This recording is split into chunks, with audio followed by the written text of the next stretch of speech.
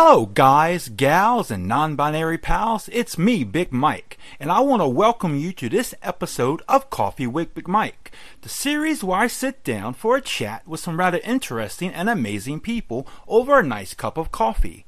Joining me today is Discrete Infinity, the developer of Immaculate Drag. Welcome, Discrete, and thank you so much for joining us today. Thank you so much. It's great to be here. Thank you for having me. Oh, the pleasure is all mine. Let me tell you, Immaculate Drag is one of my most anticipated games of 2022. And the fact that you'd even agree to be here has just blown my mind. So, welcome. Oh, thank you. That's incredibly flattering. I really appreciate it. And just the interest that you've shown throughout development and just the support that you've given me and the indie community as a whole. You're a real staple in my little corner of Twitter, at least. So, yeah, thank you. Well, I love indie games. Don't get me wrong, I do indie games over the past, I would say, since August. July, August have been a huge part of my life. But also, your game has so many other things in it that really just speak to me. Like the style, the music, the themes. But we'll get to that. I don't want to jump too far ahead of myself here. Now, so can you tell my audience a little bit about yourself? Sure, yeah. So, I am a writer by trade. I started, when I was very young in middle school. I, wanted to be a screenwriter. I was obsessed with Star Wars, and so it started with, going out with the crappiest camcorder you can imagine, and making, dumb little Star Wars videos with me and my friends and our toy lightsabers and whatnot in the backyard. Then as I got older and got into high school, I started to, take screenwriting more seriously, started trying to actually write some scripts, most of which were, pretty cringy at the time, obviously as a teenager. I come from, a family that really values writing and literature. So I was really, really into that from the start. And I had this dream that I would go off and I would make movies. And I from very early on, I didn't want to be that guy who sort of sat around and waited to be discovered. I'm gonna I grew up literally in the middle of nowhere. There was no entertainment industry or any avenues in, right? So I was like, well, if I'm going to do this, I've got to do it myself, basically. So I would write, scripts, and then me and my friends would get together and make these little movies, and they sort of increased in, production value as we, learned things and as I learned things about the craft. But it was always, for me, primarily, about the writing. I was also, at this time, I've been a gamer basically all my life. I was born at just the right time that, once I became sort of conscious, computers were already a thing. And I loved, video games, but they always seemed like something that was sort of too computer science-y for me to really be able to get into. And that's one of the reasons I think I gravitated towards movies. And so I went off to school and I studied film and philosophy, all of which, sort of influenced my writing and my approach to storytelling. Once I got out and really started trying to find, jobs as a writer in film, and just as a writer in general, obviously, any sort of creative, professional pursuits, super competitive, very hard to get into, right? So, after I graduated from college, it was, about, 10 years almost of really sort of trying to find my way and my avenue to be able to do this thing I loved, creatively and professionally. And so I went out and spent a little time in Los Angeles trying to sell screenplays. And, I was not the right personality for that town. I couldn't keep up with the pace out there, and I just wasn't getting the traction that I wanted. And this was about the time that, indie games were really becoming like a thing, right? Sort of a viable sector of the industry. And, I knew that these games that I loved, I played a lot of RPGs, a lot of adventure games. I knew that they were story rich and somebody had to write those stories. So I started looking into opportunities to write for games. And where I was professionally at that time with, no credits under my belt or whatever, no obvious avenues, into, AAA or anything like that. I turned to the indie community, right? And, started finding some gigs with some, micro dev opportunities on Reddit and stuff, and started writing stories for them. I got, a published game under my belt with, a developer called Pulse Tense, a game called Devoid, which is my first writing credit.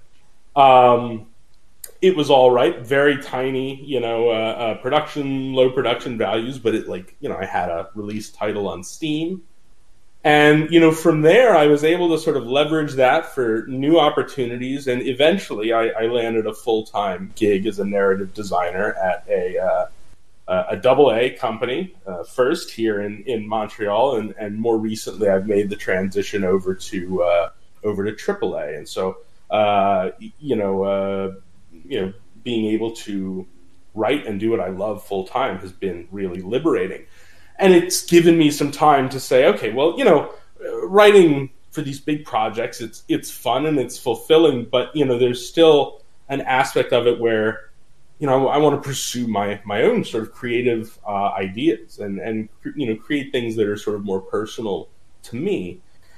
And that's when I started, really turning and saying, hey, well, maybe I can take these skills that I've gathered from working with other, micro developers, learning a little bit about Unreal and stuff like that, and turn it into something real, like really put something out there that's got my signature on it, so to speak.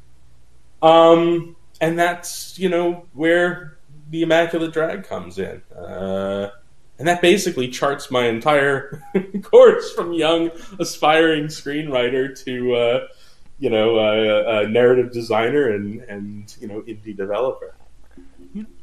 I was actually really interested in hearing your story because I think we have many things in common.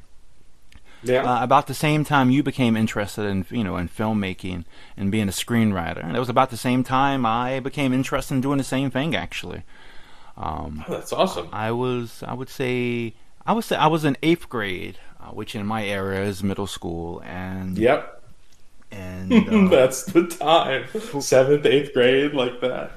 For me, it was the works or the films of Kevin Smith that did it for me. Like, and I remember as an eighth grader seeing Jay and Silent Bob Strike Back, and I was like, man, no, that's just like me and my friends. We could do that. We could do that, and we could, we can make this a living.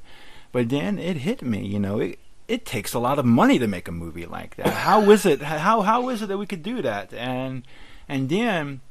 It was, I want to say I was in 10th grade. I saw his movie Clerks. And that really, boom, then the fireworks went off in my mind. You know what? Not only is this something I want to do, but this is something that's possible. This is something that I can do. And so I really took up script writing seriously. Also, I learned a lot of low and no budget planning things. That comes with indie film. And even though I've only worked on a handful of films when I was in university, those skills have helped me out in other ways, like with game development, for example. I do some game development myself. Haven't published anything yet, but I have done some game development, but that's helped me. I was really, really excited to hear that. Yeah, that's awesome, and it's it's uncanny that you mentioned Kevin Smith too, because he was really the one for me and my friends that did it too. We looked and we said, this young guy from New Jersey, can make a movie, a runaway hit, out of his sort of dead end day job. If he can do it, then we can do it too. And I think I've carried that spirit. That's really been something that's followed me this whole way. This idea that yeah, okay, you need to be realistic about your weight class, so to speak, and where you're punching and everything. But as long as you're realistic with your scope and you have the diligence and the wherewithal to create something, it's definitely possible. And arguably, it's never been more possible. I mean, the tools for indie game development are more available now than they ever have been before, right? Even more so than film, and film was already experiencing that sort of digital camera revolution and all of that stuff. But yeah, it's so interesting that Kevin Smith's movies spoke to you the same way that they spoke to me, for sure. And yeah, I would say with YouTube today as a filmmaker and as Steam, and I would say Steam, and is it Itchio? Itchio. Yeah, I can never pronounce that right, man. But but with those two, with indie games, I won't say the playing field is leveled, but today you have a much bigger shot of getting your stuff looked at than you did 20 years ago, 30 years ago. It's true. Yeah. Now, before we get any deeper, what I like to do with my game developer guests is I like to try to get to know them first and foremost as the gamers, because game developers are first and foremost gamers themselves. So I want to ask, and this might date yourself a little bit, so please forgive me. Please forgive me for this. That's okay. I'm getting used to it the older I get.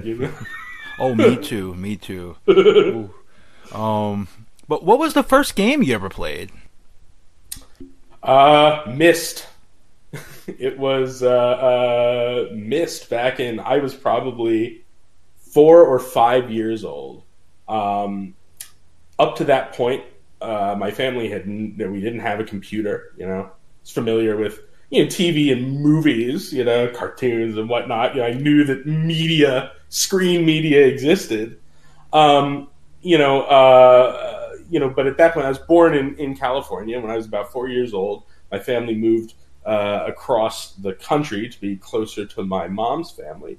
And my grandfather, he's like an old school tech guy, right? So he was like, probably in his 50s, in the 80s, right? And, getting into all of these, all the personal computer stuff. And so he was like the only person in my like relatively immediate family who had a computer. It was an old gray, classic 90s computer.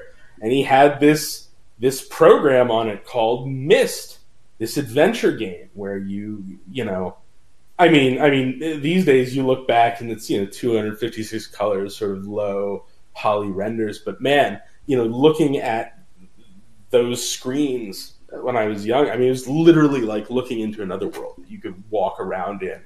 And, I ended up, basically sitting with my mom while she, power to her, basically figured out that entire, game. This was before you'd like hop on the internet and just like, look up a walkthrough, right? Like if you wanted a guide to Myst, you had to go out and you had to buy the book at like the bookstore, right? And and so she basically figured out this game all by herself, and I was there along the whole ride, and that just opened my eyes to a whole universe of entertainment that would shape my development from that point forward.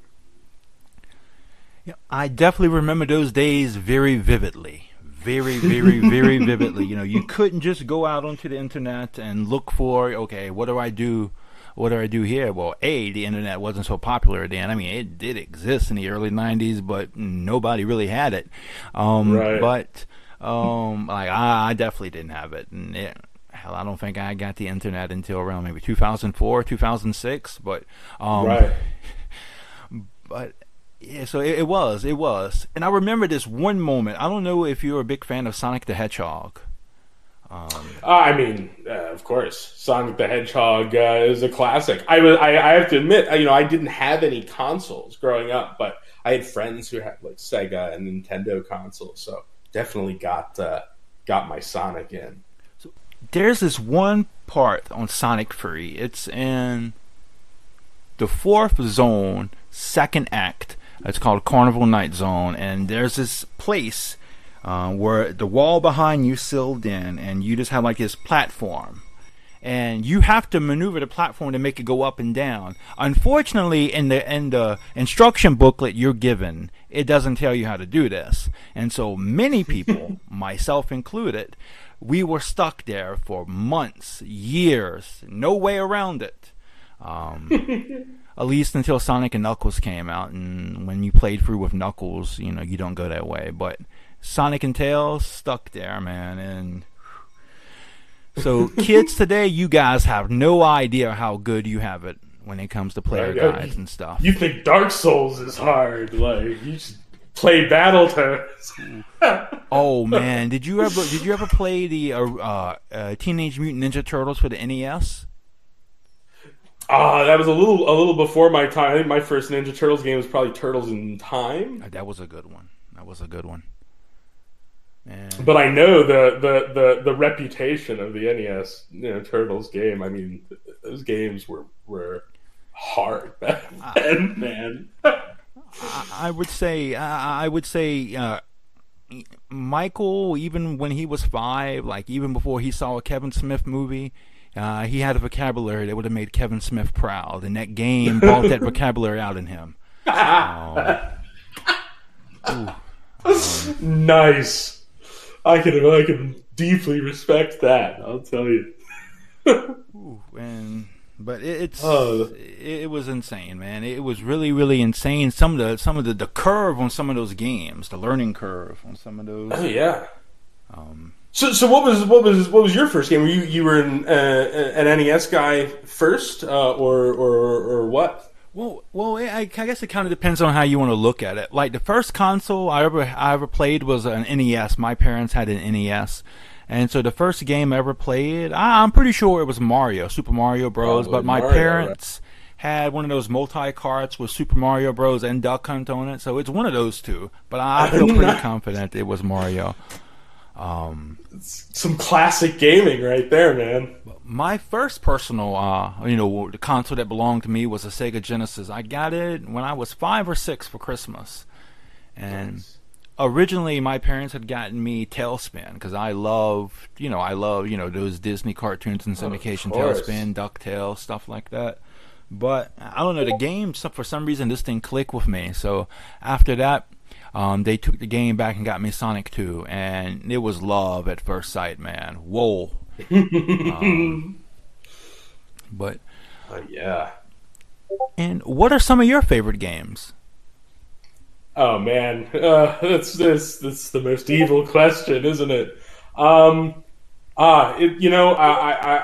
have so many favorites. I'll toss a few out. I guess I am a big fan. I've never my love for Myst, and particularly its sequel Riven, has never died since then. A lot of my early gaming at home was like I said, I didn't have a console, so it was all PC gaming, and it was primarily point and click adventure games early on, the LucasArts stuff, and so I definitely cite some of those Grim Fandango and The Longest Journey. Those are some of my favorite of the graphical adventure games. And then on the other hand, my friend at the time, I probably spent most of my non-at-home gaming time, he had an SNES, which was probably the first console I ever touched. And like the Donkey Kong Country games were huge for me. I still, to this day, I have an SNES right there. It's got Donkey Kong Country 2 in it right now. Because I just love that game so much. And there's something about playing it on the original hardware where when, you know, this crazy and often frightening world that we live in, you know, gets to be too much, it's nice to just be able to plug that baby in, and all of a sudden it's, you know, 1994 again, and I can just sort of retreat into that regressive part of my mind and just, you know, let the music and the experience wash over me. So that's like a you know, a big part of my you know, would be a big part of my favorites list, right? And then, you know, more recently, you know, I really hopped on the Dark Souls train pretty hard. I'm a big Dark Souls fan, particularly the first one. Has a real soft spot in my heart. And then, you know, all manner of, like, you know, strange little indie experiences that I can, you know, that I've, you know, found on my travels. You know, I'm a big fan of the game Pathologic, and that studio's follow-up, The Void. I just think those are great. And I love horror games too. So things like Amnesia or Alien Isolation, Condemned, stuff like that. I just eat it up. I just love video games, man. It's so hard to come up with a small, like, easily you know, recitable list of my favorites. Yeah, I'm sure you understand. Absolutely. You know, I do kind of feel like an asshole asking people that question, but it's like, because, you know, somebody asked me that question. It's like, ask me which child is my favorite if I had more than one. You know, you know, right? That's old. But yeah, that is a kind of a difficult question, man. I will say, really good choice, Donkey Kong Country 2. Actually, that's definitely in my top 3 as well. Oh yeah. Sonic 3 and Knuckles would be my favorite game of all time. I know I told you about that one place that was a dick to kind of get out of, but Night, yeah. But once I got past that, you know, I've been beat the game probably close to 2,000 times. Holy. Yeah, that's my comfort game, man. That's like you and DKC too. And also I like Donkey Kong Country 2 as well for many of the same reasons, but I have never beat that game, man. I swear I've never beat the game. I get all the way to the final boss, like the actual final boss. And he always, Captain K. Rool always beats my ass, man.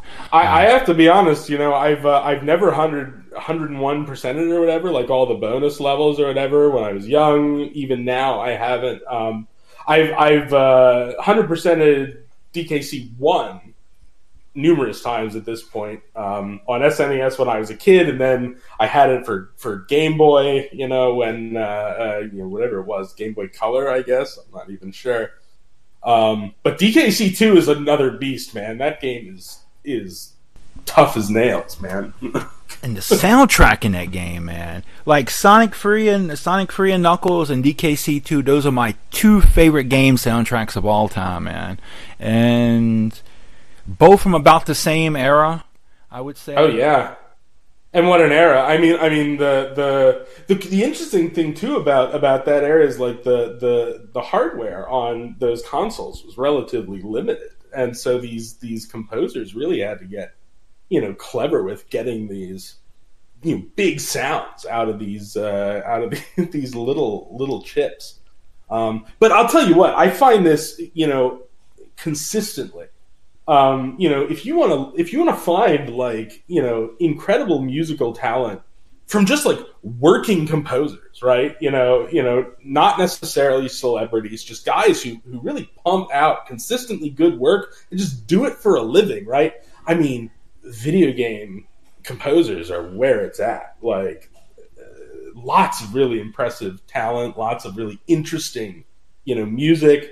And it's always, you know, very listenable, right? I guess it has to be because of the nature of the medium. So, yeah. I would say, like, honestly, man, like sometimes I think, and I think not only with games, but this is also true with indie film as well. Sometimes I think limitation leads to some really amazing innovation. I agree for sure. I mean, sometimes, honestly, you know, it's easy to get carried away, working on a game or a movie, I guess, and just want to be bigger and bigger and bigger all the time. But the truth of the matter is that the most important thing I've learned in doing creative work is to really, always be thinking about, okay, what are the limits here? What can I accomplish?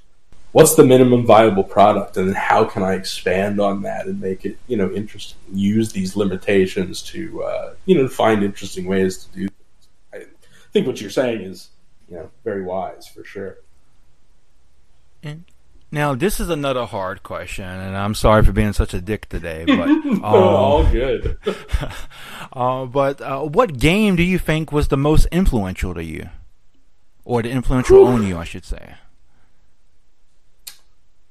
Oh man, that's another hard one. I think that a few different games have influenced me in sort of different ways. So what influences me as a storyteller might not be the same as what influences me as a sort of game mechanics designer or whatever.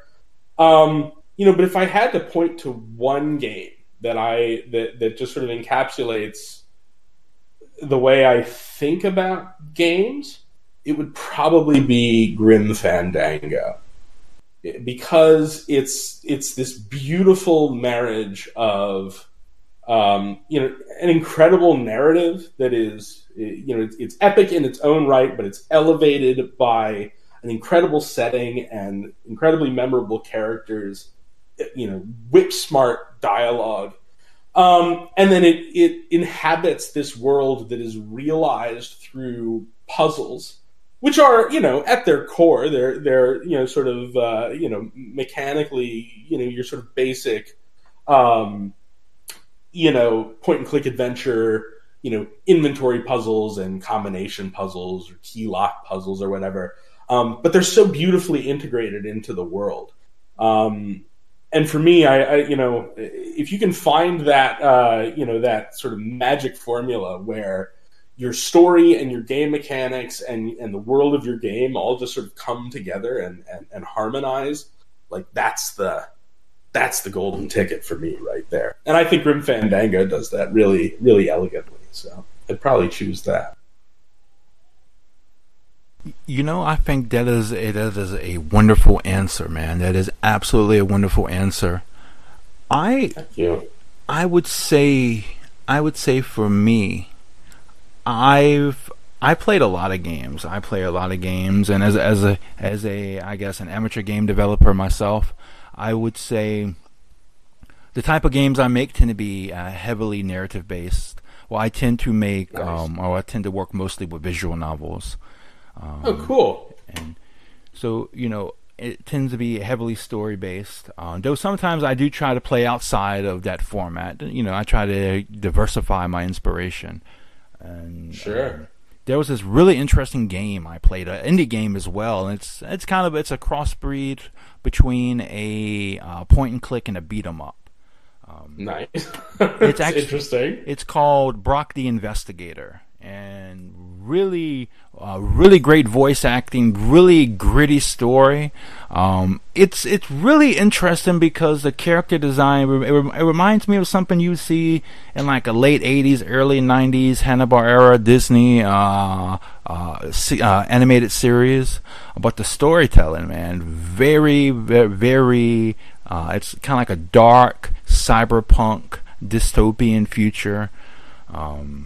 But pretty badass. I'd highly recommend it, especially if you're into point and clicks. This was actually my first foray into the point and click genre, and I really wasn't expecting this, but man, it absolutely just blew my mind, man. Oh, that's a great pitch. I'm going to look at it. It's called Brock the Investigator. I've Brock not heard the of Investigator. It's fantastic. It's set to come out this year. It's not out. The demo or the prologue is out now, but the actual full game isn't out. But it's set to come out this year as well. Oh, very cool. I will definitely check out that demo. No. So let me ask you before we continue. I mean, you mentioned that you do a little bit of work in game development. You do a little bit of work in visual novels. What do you work in? Are you in Unity? Are you doing it in Twine? Like what kind of stuff do you? I use RenP mostly. I use RenP, which is a visual novel based engine that uses Python. And oh, nice. The really cool thing about it is that you don't really have to have any knowledge of Python going into it, but you will learn it as you progress. Like it'll teach you. And what's really cool, there's this sexy waifu, man. Her name is Ren. She'll teach you. And yeah, I don't know. I kind of have a thing for AI anime girls. I don't know why, man. Hey, man, whatever works, right? But yeah, she'll teach you, and it's really cool. It's really cool. But I will say, since I got into playing indie games, I've noticed there are a lot of new indie games or new indie visual novels, I would say, that are built using Unity. And whoa, man, holy hell, do they look beautiful! Oh yeah, Unity.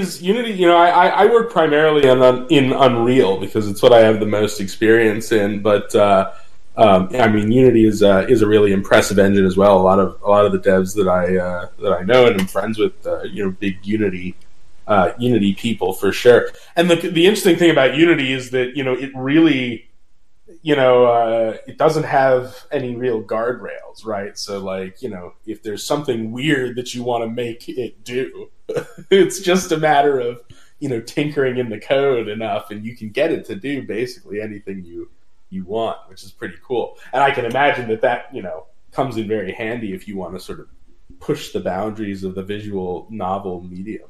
Although I'm curious, what sort of visual novels inspire you. I have to admit, I only have sort of a cursory familiarity with the genre, but I do know that there's a lot of work in the visual novel arena that really it can get quite experimental. I mean, obviously, Doki Doki Literature Club is a big name in pushing those limits.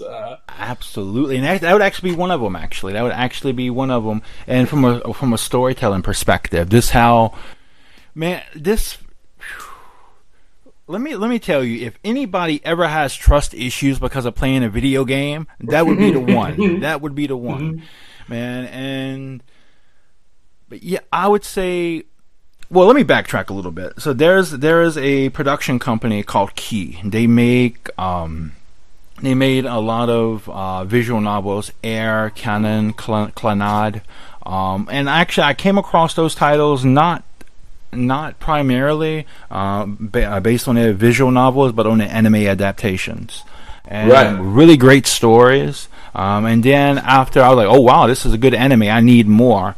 Because all those series are pretty much self-contained. And don't get me wrong, I love anime, but when you compare it to Western animation, mini anime tend to be much shorter. And sometimes it works really great, and sometimes it leaves you wanting more. But and so in this case, it was kind of like the story was good, and I think it should have ended where it ended, but you left wanting more because you fall in love with these characters. And the way that Key designed the stories is that it's purposely meant to be like that. So at first you're interested, or you're introduced, I should say, to these characters. You're given these warm, friendly situations, these comedic situations, and then once you warmed up to the characters about, like I say, maybe episode 5 or 6, you're hit with this tragedy, or you hit with a heavy situation, and after you become invested in these characters, and it really pulls at your heartstrings.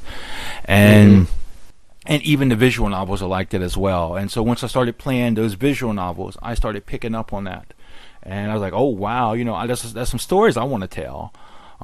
And I feel like visual novels would be the best way for me to tell them, But then Doki Doki Literature Club came out.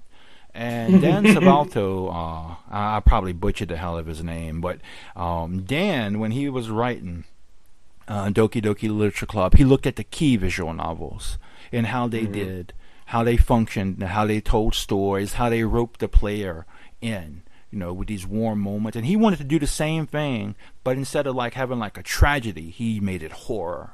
And surreal horror. And that was fucking genius, man. That was absolutely genius, I would say. And so then the problem is with Doki Doki Literature Club that it has inspired a lot of people to look more into the visual novel genre, but it's so unlike everything else that it's like, you're going to look there. And as somebody you're going to look there for nothing.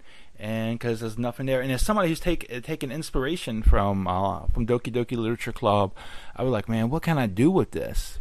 What can I do with this? Because no matter what I do, either A, it's going to be expected now. So if Doki Doki Literature Club introduced a whole new generation to visual novels by breaking the fourth wall, having all these huge plot twists and stuff, either A, if I don't do that, it's going to, they're going to feel let down. On the other hand, if I do that, it's just another DDLC. Right. So I'm like, shit, you're damned if you do and you're damned if you don't. But I don't know yet. I don't know. I was set actually to actually compete in a game jam back in November. Unfortunately, I had like some major health issues to flare up at that time, and so I'm so sorry. I was unable to.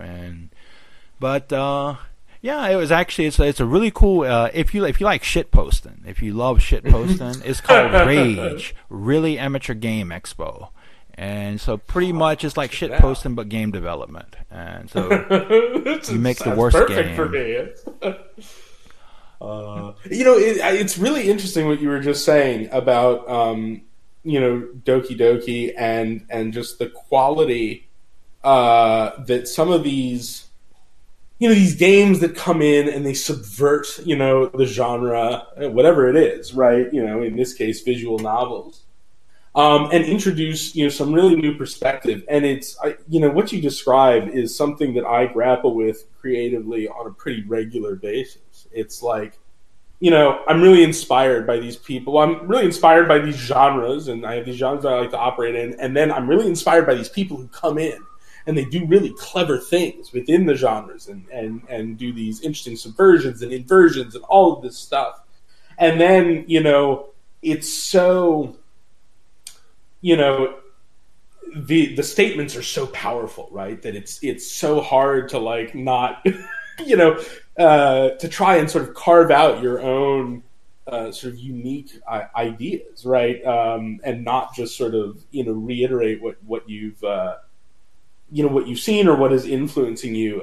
I don't know. I'd love to say that to end this little, tangent by saying, and I found a way to deal with this, but the truth is it's something that I think it just haunts the creative process. And it's, it's great because there's all this innovation coming in, but it can also be really hard to grapple with. And, I often find myself, thinking of ideas or prototyping things or teasing things out and just being like, man, this just doesn't feel like it's enough, right? It feels like it's too derivative or it's not original enough. Or it's like, is this good enough? It's hard. It's a challenge and it's a balancing act, but it's also important, obviously not to let that, those concerns slow one down. So I try not to, right? But it's an interesting point that you raise because it really articulates something that I've experienced as well. It's nice to hear that I'm not the only one, right? Now, this might be another difficult question to ask, man, but I want to ask, earlier you mentioned there was a certain film, Star Wars, and then there was, you talking about the work of Kevin Smith that really made you interested in film. Was there ever a game that you played though that made you want to get into game development? Yeah, so that's an interesting question. The answer is that it was Well, I guess there's a preamble to it, which is that I had dipped my toe into like modding, very early on, and so in that case I could point to like Neverwinter Nights, which came with the Aurora tool set, where you could make your own Neverwinter Nights adventures that I tried to sort of grapple with and was never very good at. For instance, I tried a little bit with the Hammer editor for Half-Life. So again, Half-Life might have been the one. But if I had to point to one game that I played and said, I want to do that for a job, like, and it's possible for me to do that as a job, and I'm going to pursue it. I say if I had to point to one game. If I had to point to 3 games, it would be the Mass Effect trilogy. I played the Mass Effect. I was late to the party on the Mass Effect trilogy. I loved, early BioWare games. I played Baldur's Gate and Baldur's Gate 2 as a kid, and Neverwinter Nights, obviously. And was a big D&D fan, so I loved, RPGs and all that stuff, tabletop and computer. But I was late to the party on Mass Effect for some reason. I knew about it, but for some reason I never picked it up. And so, after it was like just after I graduated from college, I went to GameStop and I picked up the entire trilogy for dirt cheap and played it on my Xbox 360 in one massive 170 hour journey. And people like to clown on the third installment of that game, but I'll tell you, having sat down and played it all the way through and just let myself be swept up in it for almost 200 hours, poked my nose in every corner that I could. I'm not ashamed to say that game moved me damn near to tears, as I watched the credits roll. And I was just like, what a journey that was. The characters, the world, the feeling that I was at the center of my own Star Wars style space opera. Somebody wrote that story, and I want to do that too. And so, again, this was coming out of college and trying to figure out what the hell I was going to do with my film degree, right? Living in the middle of nowhere. At that point, I had moved from the middle of nowhere, Maryland, and I was living in the middle of nowhere, Vermont, and trying to figure out what the hell I was going to do with this film degree. And I thought to myself for a second, maybe I can go work at BioWare. So I sent out a bunch of applications that were never responded to, and then promptly returned to my my film and moving out to Los Angeles and whatnot. But yeah, to make a long story short, if I had to point to one game, or one franchise or one experience that really made me go, I want to be a narrative designer specifically, it would be the Mass Effect trilogy for sure. Sometimes people will talk shit about, how could you let this movie make you cry, or how could you let this game make you cry? I'm like, damn, dude, it's art, man. If art can move you to tears, then that's damn good art, man. That's good art. That's the gold, right? That's what it's doing. And I'll be the first to admit, bro. I'll fold. Games have made me cry. I don't know. Did you ever finish DDLC? I did, yeah. So the credits when the voice actor for Monica starts singing "Your Reality," oh yeah, I sobbed like a fucking baby, dude. That shit was whoa. It's honestly, I get worse now that I'm older too. It's I don't know, I'm getting more emotional or something in my old age. I just what was it that I was playing? Rain Swept. You familiar with that game? I'm not, unfortunately. Oh yeah, so it's a nice little game. Basically, it's a very simple point and click, sort of narrative experience, detective story about a murder mystery in a small town. But it explores the disintegration of a relationship in such a profound way. And I found myself, multiple times just like really like welling up at the at the content. And it's just like you say, man, if you can find like a piece of art, a game or a movie or a piece of music, whatever it is, that can like make you feel at that level, I mean, that's what I want, right? Like that's the point. Especially for me as like a guy who really, I mean, don't get me wrong, I love games for the mechanical dimension as well, but like being a narrative guy, I love an experience that can really make me feel something on a really profound level, for sure. So now I want to switch gears a bit, and I want to kind of jump into the meat and potatoes, the reason why we're all here. Sure. And so I want to turn towards speaking of amazing narrative based games. I want to turn our attention to the Immaculate Drag. And well, thank you, man. I gotta ask. I really have to ask. What was the inspiration for it? Oh man. Well, I think the inspiration came from a lot of places. I had been kicking around the idea for many years of doing some sort of game that was set in sort of a retro wave, synth wave, vapor wave sort of environment, just because that aesthetic has always really spoken to me on an emotional level. I find it very emblematic of my own struggles with depression and everything that comes with that. But the actual inspiration for the game itself, as it came out, was relatively recent. I had this idea that eventually I wanted to make some sort of synthwave themed game. I didn't know what it was.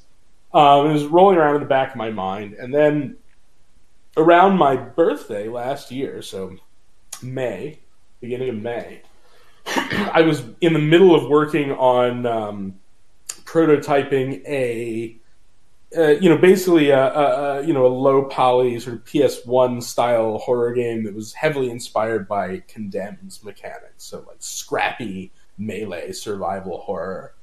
And I was making some good progress on it, but I didn't really know exactly where I wanted to take it. And I decided to take a break and work on a game for Adventure Jam. A 2-week jam. I was going to take 2 weeks off of work and just work on this jam, just to sort of clear my head creatively, do something different. But I didn't know exactly what I wanted to do. And my thoughts sort of came back to this. Okay, well, what about this like sort of synth wavy, retro wavy, idea? Like, what can I do with that? And I was really struggling, and I knew the jam was sort of coming up, and I was trying to sort of have ideas or whatever. And this I don't know. I had this great sense of creative blockage at that point. And I sort of thought about it, and I realized, this happens to me a lot, where you hear about some devs and other creatives who they're like, I have too many ideas. That's my problem. For me, it's hard for me to come up with an idea that I think is good enough to pursue seriously. I run into this issue a lot, and that can be frustrating. And as I was sort of experiencing that, this time, I was like, well, I wonder if it's possible to make a game about how I'm feeling right now. And I sort of meditated on that for a bit, and, it served as, I don't know, this sort of wellspring of associations, I guess, that took me back through, the last 15 years or so of my life. And I'm a guy, I've struggled with depression for 15, almost 20 years now. It's been a major part of my life. It's affected my outlook, my relationships with other people. And in turn, those relationships and those outlooks have affected my experience of depression. which has all come together to affect, the way I approach creativity. And I started thinking about ways that I could, as you can tell, it's hard to articulate this stuff even now. So I was like, well, how can I get across the impressions that are so hard to put into words? And that's where it all really began. And I had been playing Metro Exodus, which has a smoking mechanic in it. It's very similar to the one in Immaculate Drag. And I was like, that's interesting because, I was a smoker for 10 years, and so much of the emotional impressions that I was trying to capture, I found, are sort of associated with these moments, often late at night, sometimes in the cold or just in the lonely hours, right? Huddled around, some lamplight, smoking a cigarette, either by myself or maybe with other people, maybe strangers, right? And I was like, there's something about that moment that's so transitory and really encapsulates this notion of making a fleeting connection with somebody over something that's literally burning away, right? In your hand. And it just, I don't know, it just jumped out at me. I was like, it's so perfect. What if I were to make a game that was just that was just walking around, these sort of, liminal spaces at the fringe, of, the lonely places at the edge of society, of the city or whatever. Wouldn't that be cool and vibey? And then I was like, yeah, I could probably do that in 2 weeks for a 2-week jam. And here we are, whatever it is, 8 months more later, just released. So yeah, but that's how it started with this idea of trying to zero in on this very particular experience of this very particular interpretation of the depressive experience, I would say. And I think that kind of answers another question I was going to ask you. I was going to ask you about the length of the game. Sure. And, it's not a long game, and some people, they might be a little turned off by that. And now for me, actually, I think it's an interesting aspect of it, and it's one that I think that adds positively to the Immaculate Drag experience. It's a story that's told over a single night, and in many ways, the character's story and lives themselves feel as if they're fleeting into the ether as smoke, from a cigarette drifts into nothingness. It reminds me a lot. I don't know if you ever seen an anime called Cowboy Bebop. And of course, absolutely. Cowboy Bebop is probably my favorite anime of all time. I normally, like I said earlier, one of the things I normally don't really like about anime is this. You can have a really great story, really lovable characters, and it's too short. But in that situation, I feel like that shortness kind of works with it. It kind of, because, you have these bounty hunters, they're living on the edge, anything can happen at any time, and it eventually does. And in a similar way, I feel like the format here really works. It really goes well with the story or, the instance you're trying to convey here. And so that really struck me. As I get older, and I'm also a philosophy major as well. Philosophy and religion. It was a 2-for-1 at the university I studied at. But that's great. Yeah. I'm interested in not just what's being said, but the form it takes and how that can communicate ideas to us. And I can't quite put my finger on it just yet, but I feel like there's something there with this shortness form that comes. That there's something that adds to this whole overall experience.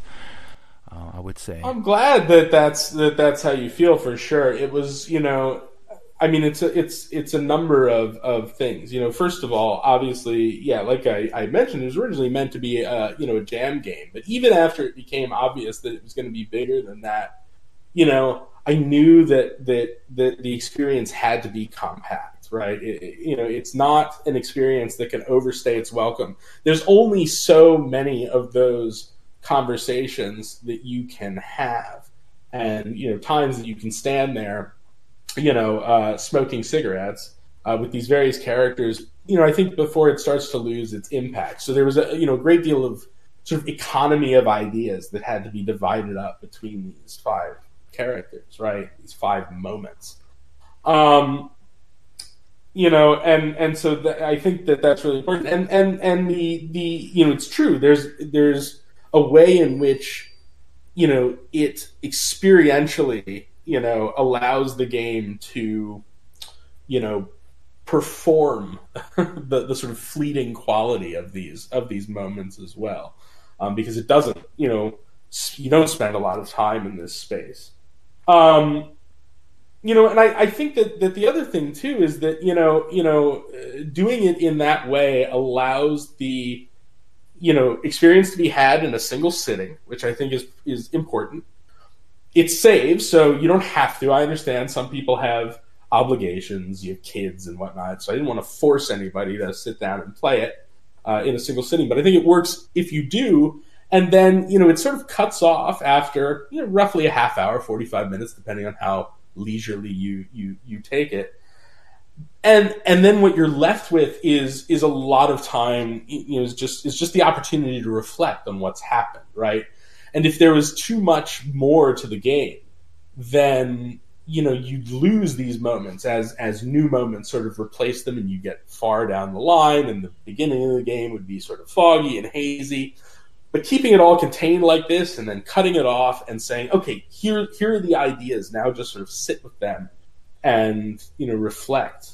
I think it's an important part of the experience for sure, and I'm so glad that the length resonated. Like you said, short games are controversial, and that's why right on the Steam page, I knew we had to say this game is probably going to take half an hour, 45 minutes if you really engage with it, just so you know what you're getting. And it also informed, we want, I wanted to give it a price tag where there's an understanding, right? It's half an hour game. It's less than 2 hours long. You can return it at any time, and there's nothing I can do to stop you. The best I can do is make sure that you feel like you've gotten your money's worth. And so that's the length and the price tag and all of that stuff go together, and hopefully people walk away from it feeling as you did, that it's the right length for the experience that it is. And there are not many popular games that come to mind that are short length, but one really great game. And I don't know if you ever checked this out, but I remember earlier you said you were into horror games. Did you ever play the Slender, the 8 Pages? Oh yeah, absolutely. Not a played that on my Xbox 360. No, very effective though. And I think that's similar with Immaculate Drag. Just not horror. It's sure. And now I want to ask, and this has actually become much more of an intense question now that I realize your background as a writer. Your interest in film. So why, if you had the opportunity to tell this story as a game, as a film, as maybe a short story, would you have still chosen to tell it as a game, or would you have chosen to tell it as a film, short story, etc.? To me, the Immaculate Drag has to be a game for sure, and the reason for that is that, well, there are a number of reasons, I guess. I'll try to sort of put a fine point on it here. My thinking, at least. the first thing is I think that you have to, quote unquote, you have to be holding the cigarette in your hand. You have to be the one there having the conversations, even though you're inhabiting an authored character. To some extent, being able to put you there and allow you not only to talk to the characters and have these moments with them, but to explore the space and experience the space and be able to pace that stuff yourself. I think is really important to the, for lack of a better word, I'd say the sort of therapeutic nature of the game world. In the Immaculate Drag. If I were, if it were a film and I were sort of forcing your gaze in a particular direction, or forcing these moments to constrain to a certain time frame, I don't think it would be the same experience. Very shortly after the game launched, there was a really wonderful stream that my creative partner, the composer Evan Clark, turned me on to, and sort of watched it after it had already been online for 18 hours at this point. And they happened to randomly select the Immaculate Drag to play through. And one of the coolest things about it, I'd always thought of it as very much a solitary experience. I didn't really know if it was the sort of game that would lend itself to being streamed. But one thing that I found was that as the streamer was walking around, engaging with people, opening up the dialogue options to his chat to vote on, they would stop and just sort of listen to the music and chat about the ideas that were being tossed around.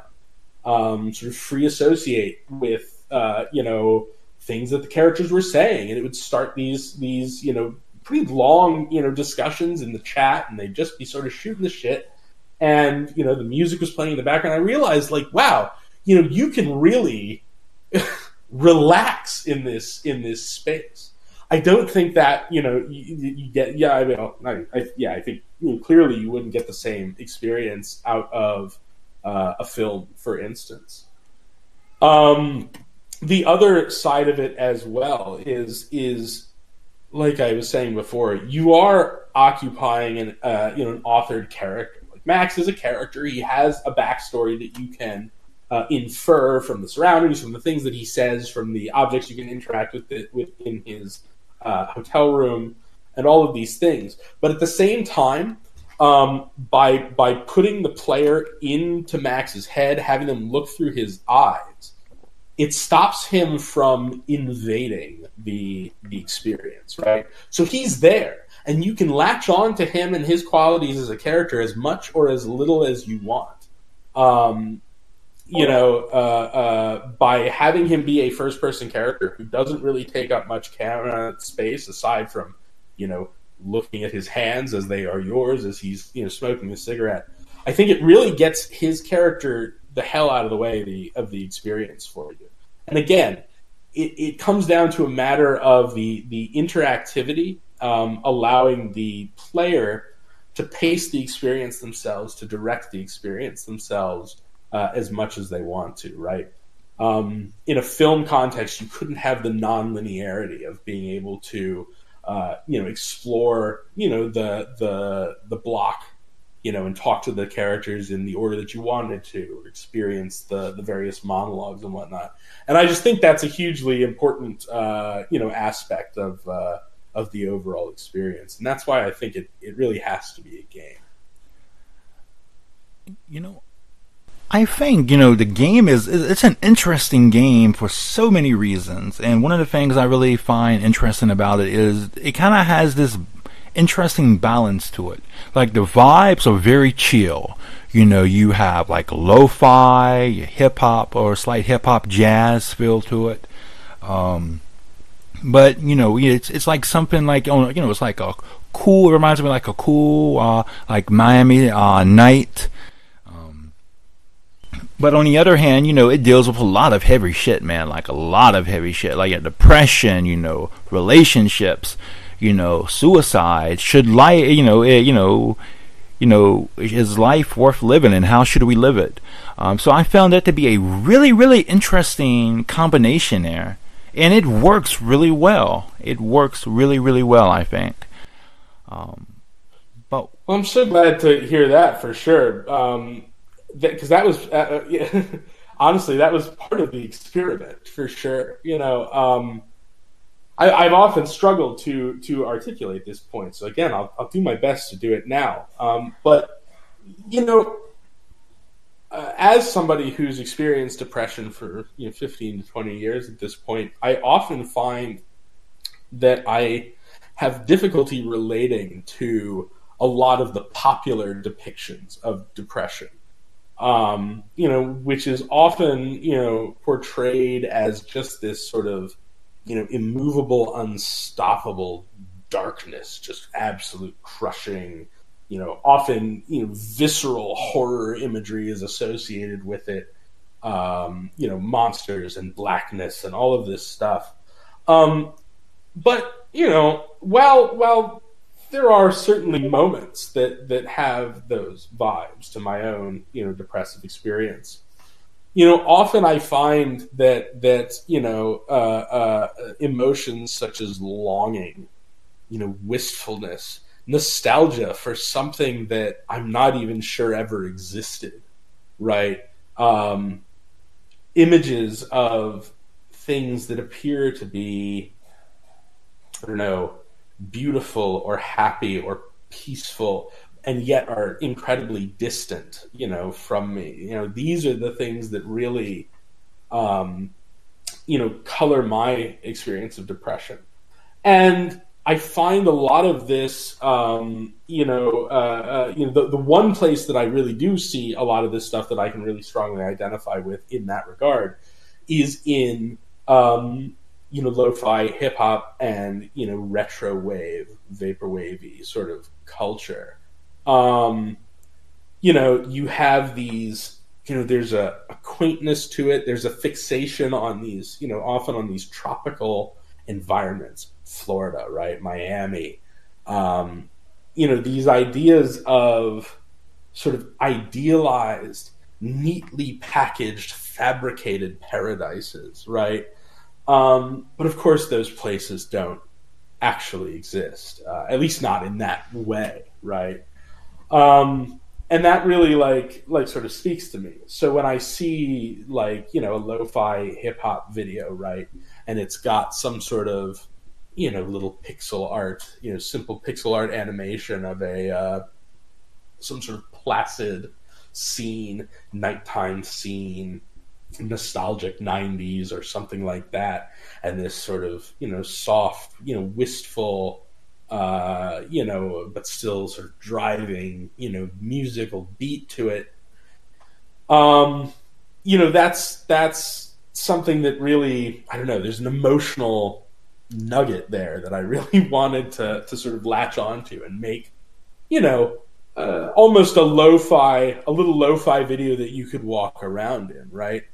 And yeah, so to sort of bring it back to what you were talking about, to me, the juxtaposition of those sort of, chill, wistful vibes with those heavy concepts, I mean, they go together so inseparably for me. I really wanted to translate that into the game experience, and it sounds like it worked for you, which is fantastic to hear for sure. man, I gotta tell you, man. I'm never, I never talked to a therapist or anything like that, man. But holy hell, some of the things you talked about, you experienced, I felt that as well. Like, this longing, this wistfulness, this, this kind of this nostalgia. Damn, dude, Yeah. that's wow. It's kind of eye opening. When it touches, for me at least, it touches so many things, and this was part of it too, the fundamental problem at the core of Max's story is his sort of pining for a lost love. But I didn't, to me, to leave it at that was almost, sort of corny and not, it wasn't good enough, right? because it's not really just about that. It's not just about sort of a fixation on a person or a relationship that you had. It's, what does that signify, right? The fixation on anything in your past is about more than just a person or a thing that you had, right? It touches everything, and it's ultimately, I think it's a question about who you are, right? Certainly a question that I confront regularly. And it's intimately bound up with creativity as well, because, I don't know. I mean, I suppose that there's like a highly commercialized form of artistic output where you can just completely detach yourself, and just create things for aesthetic or sort of naive entertainment. But for me, and I think for a lot of creatives, it's always a very personal experience. So you bring this baggage, whatever baggage you have, you're always bringing it to the table, and unpacking it and trying to sort of parse it when you're doing creative work. And ultimately what you're asking yourself is like, who or what am I? And I guess the beauty of creativity is that it's going to be at least a slightly different answer every time you create something, right? It's never going to perfectly encapsulate it, and often you'll look at something you've created and you'll say, I don't know, maybe it exemplified me at the moment that I created it, but I can no longer relate to it as completely as I could when I was in it, right? And so now I need to create something new that says something new. I don't know. Maybe that's the ultimate point of creativity or whatever is just to make sure that you're always at least trying to say something new. That actually makes a lot of sense. It's been said that artists and writers, certainly are artists, they don't portray the world as it is, but as they see it, and, that's based on perception, and perception's going to change, based on other factors like our foreknowledge, our experiences, our emotions, where we're at in our lives. And, we're never the same person. Hell, I'm not the same person I am now that I was when I first started talking to you about an hour or so ago. We're always changing constantly. So that makes a great deal of sense to me. I wrote stuff when I was 16, 17, and I was like, oh yeah, that's interesting, but I'm not that person anymore. And I'm sure now, if Mike lives to be 55 years old, I'm gonna look back on some of the shit I'm doing now, and I'm gonna be like, oh wow, yeah, that was interesting for that time and place, but that's not me now. So I do think that's a very, very realistic way of looking at it. I have to ask, and this might be a bit of an uncomfortable question, or maybe one you really don't want to touch on. So if that's the case, please let me know, and we'll move on to the next one. Of course. But what do you think happens to Max after the story ends? That's a fantastic question, and I'm honestly not absolutely certain. I can offer, my interpretations for sure. And then, on top of that, there are three different endings, as well. There's subtle differences, but you can hear, in the sort of dialogue that closes it out, that he's in different places depending on what you've done over the course of the game. And so I'd hesitate to say that he, that there's any one, right answer to it. One can imagine that he, leaves the city in one way or another, but that just sort of leads to more questions, right? Like, what is the city? Is the city even an actual place, or is it a state of mind? Right? Are these people that he's talking to, are they people in and of themselves? Are they aspects of his own consciousness? And I don't think there's necessarily a right answer. I'd be lying if I said that I had a consistent vision for that aspect of the game throughout, right? So I don't know. That's probably a deeply unsatisfying answer, but I would say, to put it in a nutshell, I would say, well, he either leaves the city or he doesn't. But what either of those things mean is very much, up to the interpretation of the person who's having the experience. I'd say I'm gonna have to look for that third ending. I got the first. Well, I got two. I got two endings, and honestly, the first ending I got, the first time I played through, I don't want to jump into anything too deep, but I kinda felt like things weren't gonna end too well for him. And then the second ending, the time of day is different at the end. I don't want to give too much away, so I'm trying to speak vague. So I hope I'm making sense. But the time of day is different, and it feels much more positive. It feels much more open-ended. The best way I know how to compare it to is if you ever seen that movie Castaway with Tom Hanks. Yeah. At the end of the movie, he's at that. His character is driving. He's in that intersection. And he has no idea where he's going to go. We don't know where he's going to go. That's kind of what I felt like here. With that good ending, I found. I think that's that's definitely. I mean, I think you've really hit the nail on the head there.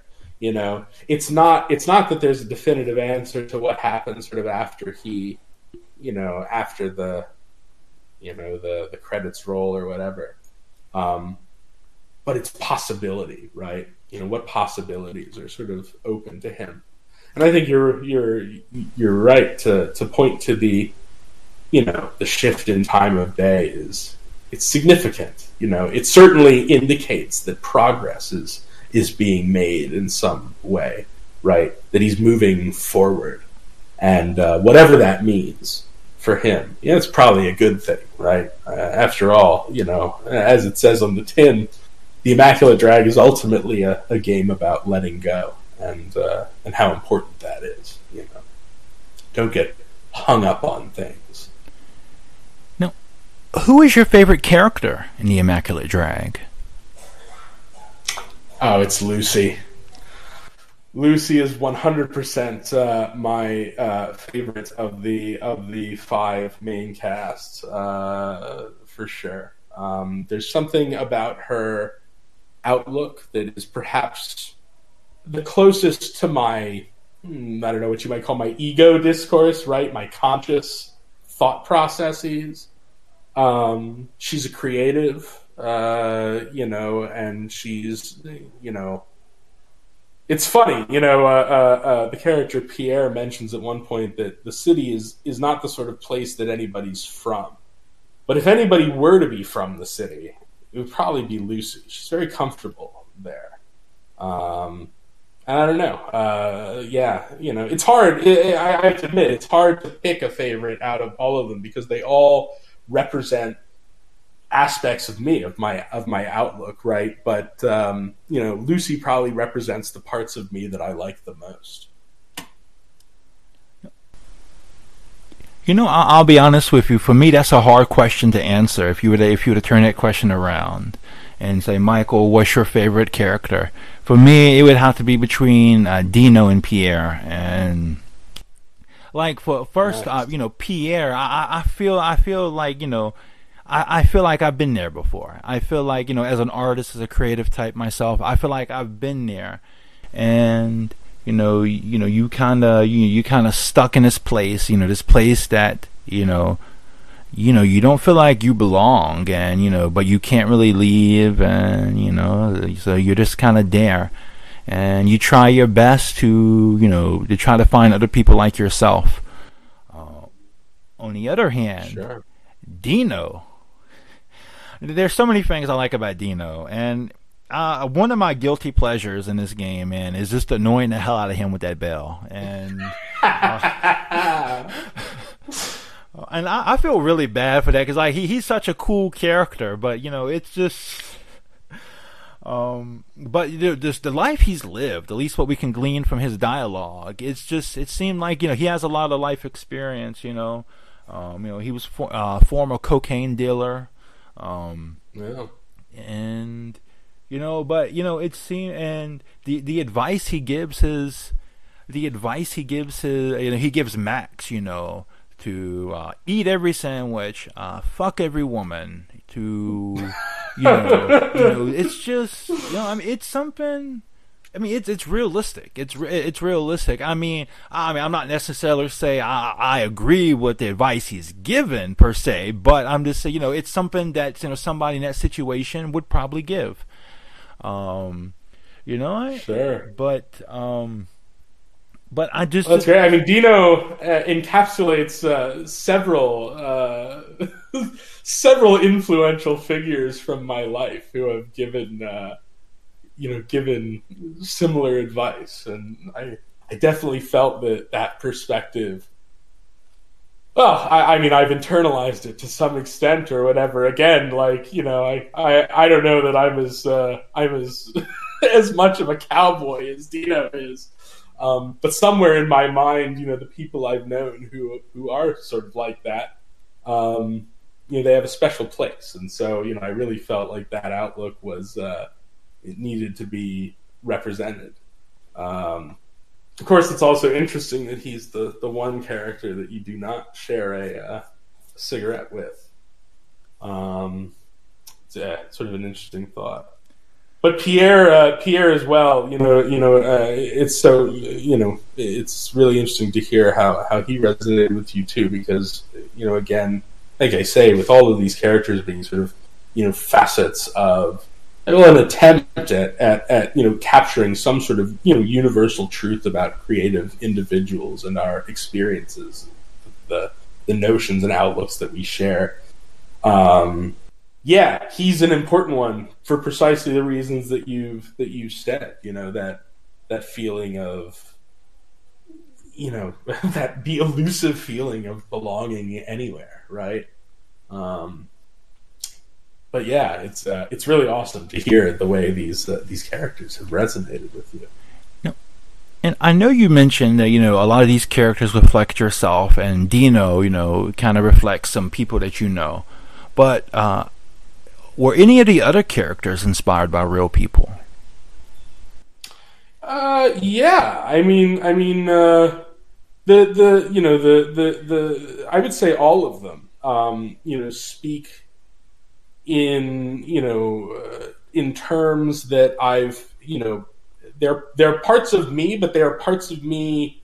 There's no part of me that hasn't been influenced by the people in my life. And I've been really fortunate in my life to know a lot of really fascinating people. Or maybe the truth is that just people are fascinating, right? It's easy, I think, to say, you sort of have that right, the sort of high schooler who just read Sartre, people are just awful, the world is awful, everything, sucks. Blah, blah, blah. I don't really feel that way, for sure. The world's a fascinating place, and people are as diverse. There are as many qualities of person as there are people, right? So anyway, that's sort of a tangent. But the point is that I've been very fortunate to know a lot of interesting people who have had, various influences on me. And so there's not a single, character, in this, in this game that doesn't contain, those seeds of influence that have been imparted to me by my friends and my mentors and even my enemies in some cases, right? Yeah.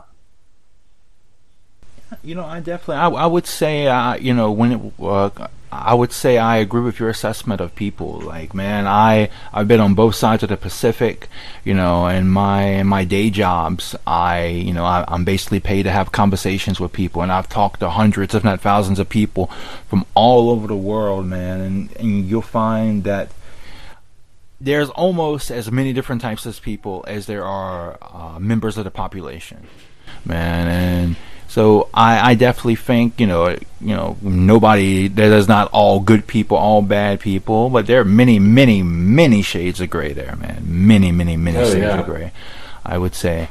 Now, I want to ask, and man, please don't hate me. Please don't hate me for this. I could never. But so there's so many things about this game that I absolutely love. I love the vaporwave, the VHS, art style. I love the music. I love the philosophy.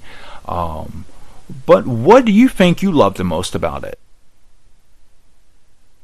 Oh man, that's really that is a really hard question. I mean, to me, it's so pared down, right? It's such a compact experience that I think everything, has its place. However, if I had to point to one singular factor that I felt was sort of transcendently good about it, it would probably be the music, to be honest.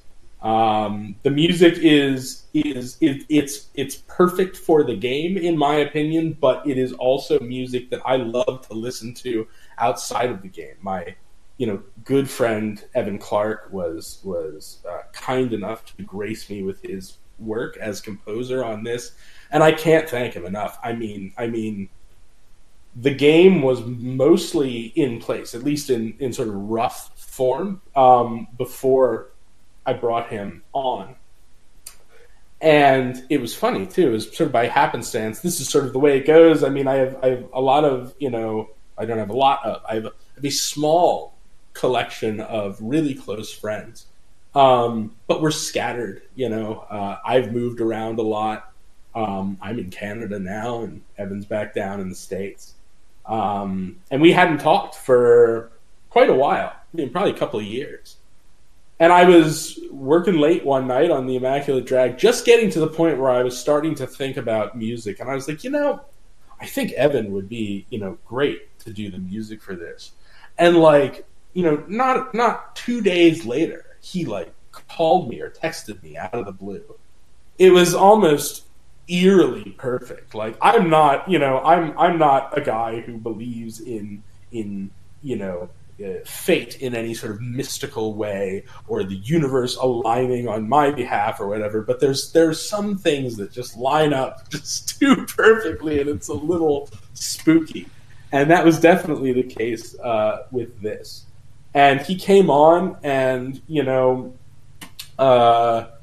sat down. It was a very intimate experience. We sat down together on Discord, and he had his recording software and his keyboards and his guitar, and we sat down and we listened to some music that I had selected that sort of captured the vibe, stuff that I was listening to while I was developing and whatnot.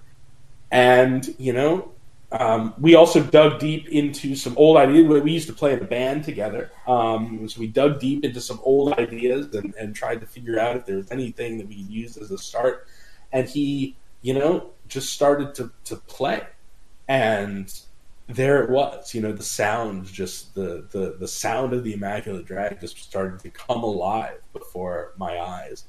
And the first track that we recorded the first track that he recorded was the first piece of music that you hear in the game, which plays over the opening monologue. And he just sort of threw it together in an evening, and we laid it over the opening cutscene. And it just fit perfectly. Again, spooky. And I was just like, there it is. That's it. And from that point forward, it was just perfect. And so now, the soundtrack sort of stands alone on its own. You can get it on Steam. It's on Spotify or Apple Music or whatever you want. And I will go and I'll just have it playing, or I'll listen to it. It's just great. And so, I think if I had to, if I, gun to my head, pick an aspect of this game that is my absolute favorite, it would probably be the music. I definitely say the music is absolutely awesome. Absolutely awesome, man. And I'm personally, in my day to day life, I have a very hectic life. I work 3+ jobs. I have a wife and kid, and I'm doing this, YouTuber stuff. So I tend to stay pretty amped up. So I tend to listen to a lot of high intensity punk and ska punk. During my day, but at nighttime, once I clock out, I love me some lo-fi. I love me some lo-fi. And so that really, really resonated with me, man. It really, really did. And the importance of having the appropriate music, and for games, music cannot be overstated, I would say.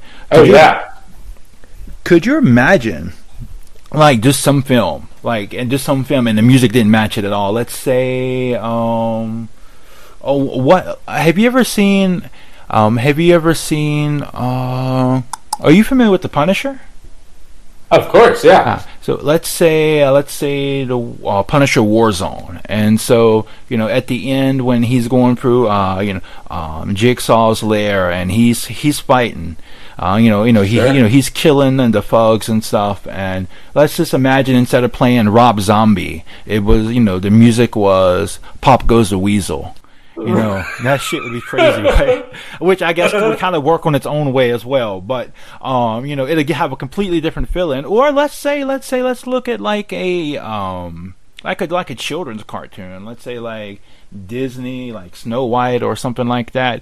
And, everybody's around happy and stuff. And all of a sudden you hear Let the Bodies Hit the Floor playing. And, it's... Cannibal Corpse starts. I mean, if you're going for comedy, it really, really works. But if you're not, then it's kind of like one of my favorite scenes of all time, and a movie is Aqua Teen Hunger Force: movie film for theaters. It opens up, that classic hot dog, popcorn, soda. You see at the old commercials at the movies they're singing. And then out of nowhere, you see a group of snacks that have like a death metal band, and they start singing this badass song. And for me, it's fucking awesome, dude. It's awesome. But the music is definitely appropriate, man. And I would say, I would think you would be hard pressed to find somebody who didn't enjoy the music.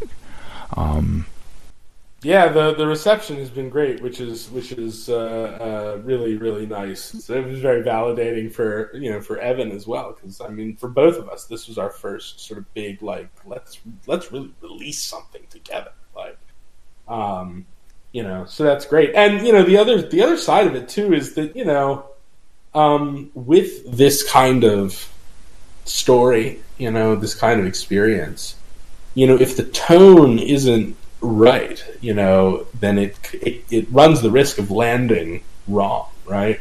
Of being too much, coming off as pretentious or corny or something like that.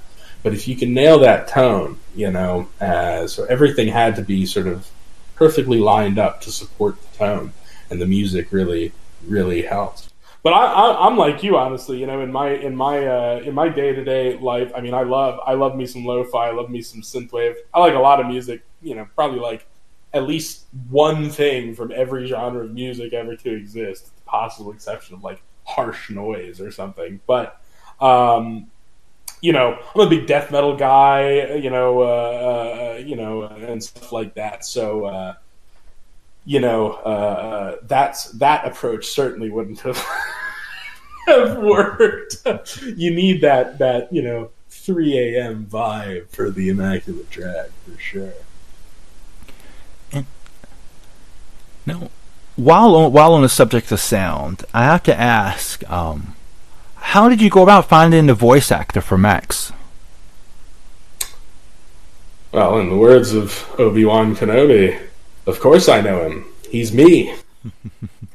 The truth of the matter is that originally those voiceovers were intended to be placeholder, and my intention was to get somebody to re-record them. But everybody that I played them for was just so overwhelmingly. They're just like, why? This is it's basically a poem that you wrote being read by you the way it's intended to be read, and your voice sounds fine and the recording quality sounds fine. So, you might as well just keep it. And then Evan started writing music to it, right? The music that accompanies the certain monologues is written to my cadence and my delivery. And at that point, you can't really, I could bring somebody in to imitate it, but it's sort of, what's the point? And the more that I sort of sat with it, I can't stand the sound of my own voice, generally speaking, in a recording. But, I'm sort of doing a character there, which makes it easier. And then you just listen to it so many damn times while you're, working on the game. You don't even hear it anymore by the end. So yeah, that's why I ended up doing the voiceovers myself. It's something that gets easier, man. I'll tell you. Like I used to hate the sound of my fucking voice. I'm still not a very big fan of it, but I do a lot of conversations like this. Also I do some voiceover stuff, or I do some other videos, and after a while, you kind of, it doesn't sound as cringy as it used to. But I think it's a very universal thing, for people not to like the sound of their own voice for some reason, or most people not to like the sound of their own voice. It's uncanny, right? Like when you're just talking and hearing your own voice coming out of your mouth, you sound a certain way. Your unconscious is affecting you or whatever, and then you hear it like spit out of a recording, and you're like, really? Like that's me? Oh my god! But of course, other people don't think about it like that. It's just your voice to them, right? So I got to remember that. And this other question might be a difficult question to answer as well, because when it comes to Immaculate Drag, I feel like everything works so good together. Like everything's in the right place, right at the right time. All firing on all cylinders here. But if there is something that is there something that you wish you would have changed about Immaculate Drag, or is there something you wish you would have done differently? That's a really good question. I think when I actually pushed the button to release it, I was very much thinking, there could be more of this, right? Maybe it's not enough, maybe it's too thin.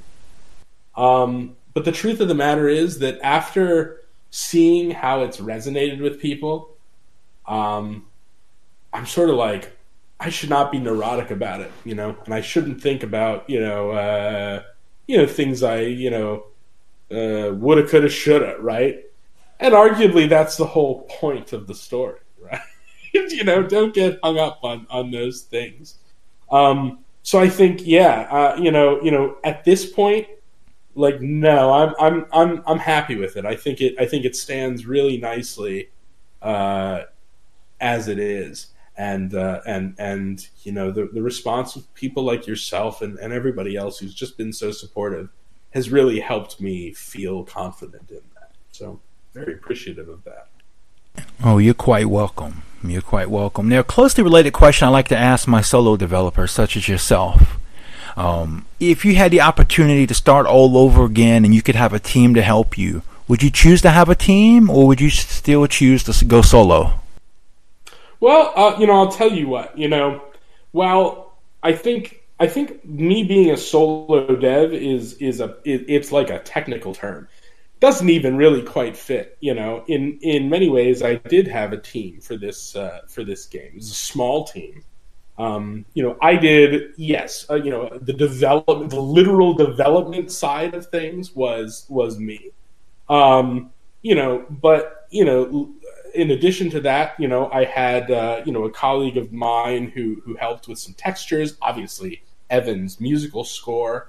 A gentleman named Ethan Schubert did the sound design on my behalf. A wonderful artist named Conrado Iacono did the character portraits. So it would be. It's not exactly fair for me to claim solo dev status. You know, I don't know that I am actually capable of being a true, solo developer doing literally everything myself. And so, I probably wouldn't try. Now for this game, a bigger team, I could see it. I could see, and most of that would probably go to art. Well, I did probably about 50 to 60% of the 3D modeling myself, and then, filled out the rest with marketplace assets. So again, credit to those, wonderful artists who contributed to this project. So if I were to have a larger team for this project, it would probably go into that, environment art and whatnot. But the truth of the matter is that for this project, I think, like I say, I think it stands pretty well, as it is. Is there a possibility of the Immaculate Drag, the landmark edition that has, updated art? I don't know. We'll cross that bridge when we come to it.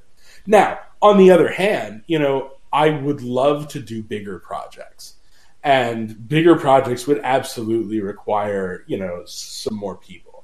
But I would never want to, personally, on my personal projects, for Discrete Infinity, I would never want to get too big. I work, like I said, I worked in AA. I now work in AAA. These are large teams. I mean, they run from a couple hundred people to literally, thousands of people, depending on the size of those projects. And I would never want to operate at that level.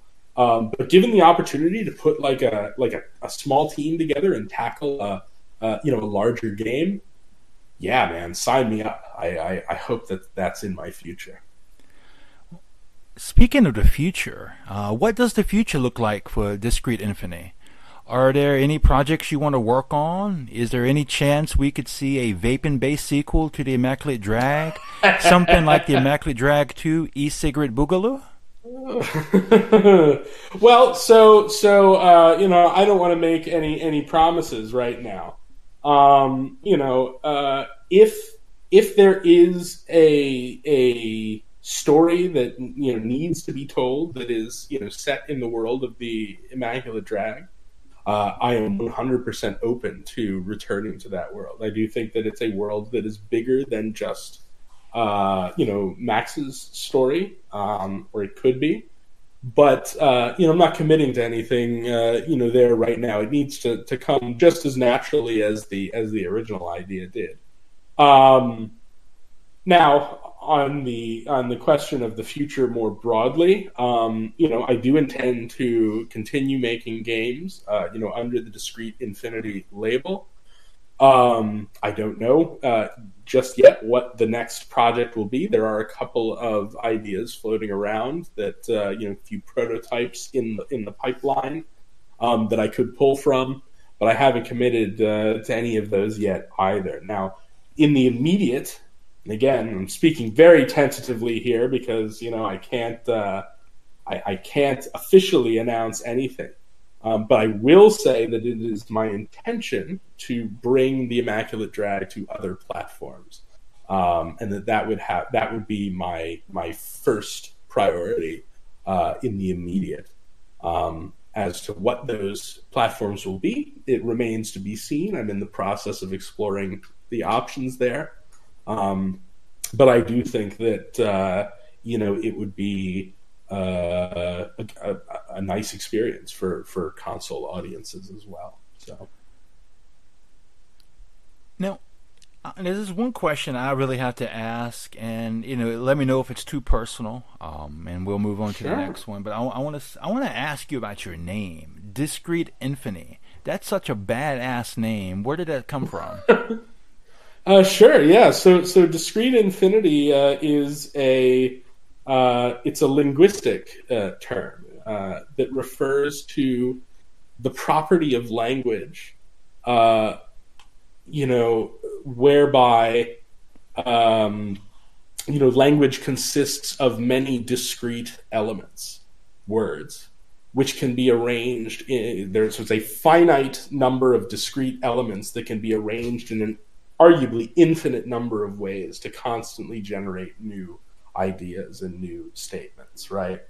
And that concept is known as discrete infinity. And I just thought that phrase was so fascinating, not only just, like you say, on its face, right? It's a pretty cool phrase, but what it represents with that ability of language to be a wellspring of meaning, despite having sort of finite limitations.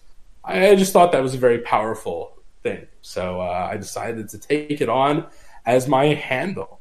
And for, both personal and, professional reasons for the moment, at least, it's in my interest to maintain a certain, layer of anonymity between my independent, development and my professional, day job and stuff like that. Nothing particularly lurid or anything. It's just, sort of a matter of professionalism and convenience. So, I decided that was as good a handle as any to stand behind. Well, I would say, as an amateur linguist myself, I would say that linguistics is filled with many awesomely named terms. My favorite being false friend.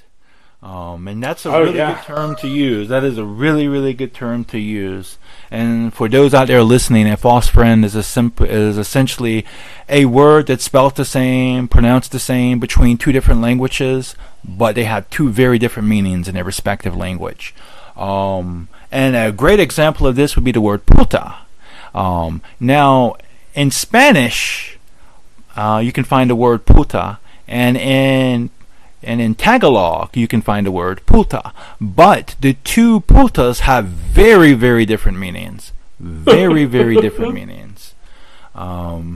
In Tagalog, puta is like a rice pudding. If you're familiar with Indonesian or Malaysian, it's the same as the snack food putu. But in Spanish, puta is a derogatory term, the B word, so for a woman. So so you definitely gotta be careful with your friends, your false friends, when it comes to language. But I was a bit curious about that. And also, I definitely respect the idea of wanting to remain anonymous because, I myself, it's something I try to maintain as much as I possibly can as well for professional reasons.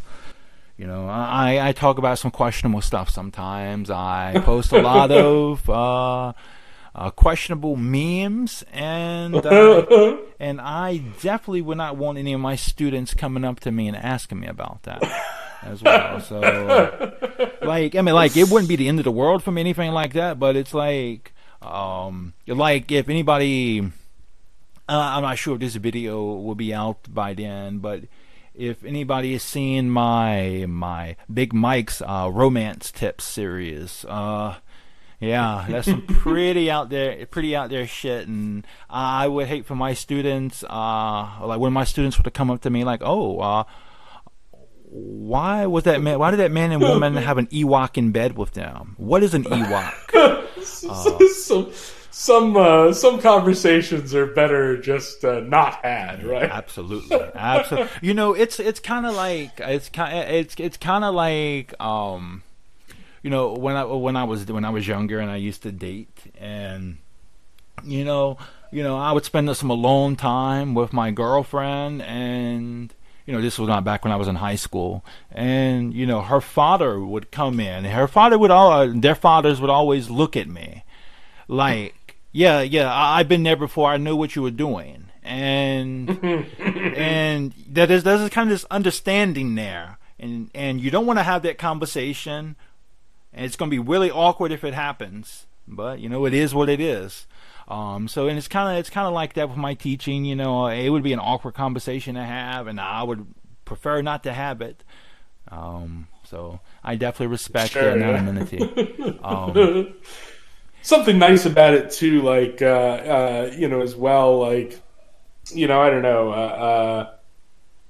Not that I have like sensationalistic personality or anything like that, but there's something nice about my identity not really interfering with the with the game, right? It's just let the game sort of speak for itself, and whatever it says about me is fine.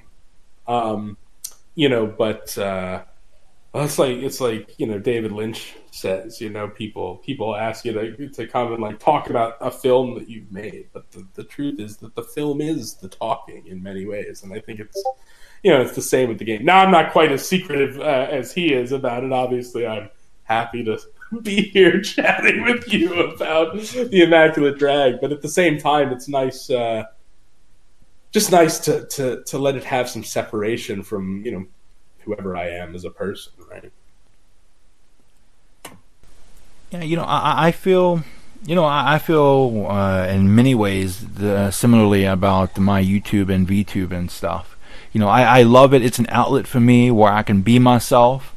But also, there's some things that I know I couldn't talk about in this forum. I have an interest in philosophy and religion. I spent 4.5 years of my life studying it. I'm interested in it from an academic perspective, and I know, there are things it wouldn't go over well if I talked about here. Most people aren't really concerned about, what does this word in this ancient language mean, or something like that. And similarly, I couldn't joke about a lot of the shit that I joke about on my Twitter, and those forums where I could talk about that other stuff. So it's for me, it works really, really nicely to have that nice separation there. For sure, we contain multitudes within us, right? Absolutely. When I was younger, I used to think I was hot shit as a philosopher, and when I was in high school, I used to say, "Oh yeah, people are like dice; they have multiple sides," and I was full of myself. But maybe there's something there. But for sure, yeah. Well, that's the thing. It's part of getting older. You get some of that Socratic wisdom, right? You realize how hot shit you're not, and in so being, you become a wiser and better philosopher. But I think, the dice analogy works pretty well, to be honest. Now, speaking of, growing older, wisdom and advice, what advice could you offer a developer working on their first game? Oh, man. The big one is scope. Watch your scope. Make sure that you are scoping your project in such a way that you can get it done. It's very easy to let feature creep, overtake a project. But, the quicker you can identify, the areas where, the workload is going to get out of hand for you and just cut that stuff, the sooner you can start, thinking about creative ways to operate within those restrictions, right? Which is way better than getting, super far down the rabbit hole and then realizing that you're in way over your head. And it can take a couple of projects to really get a handle on that, which is one of the reasons why I would also, hand in hand with that advice, if you have ideas, prototype them.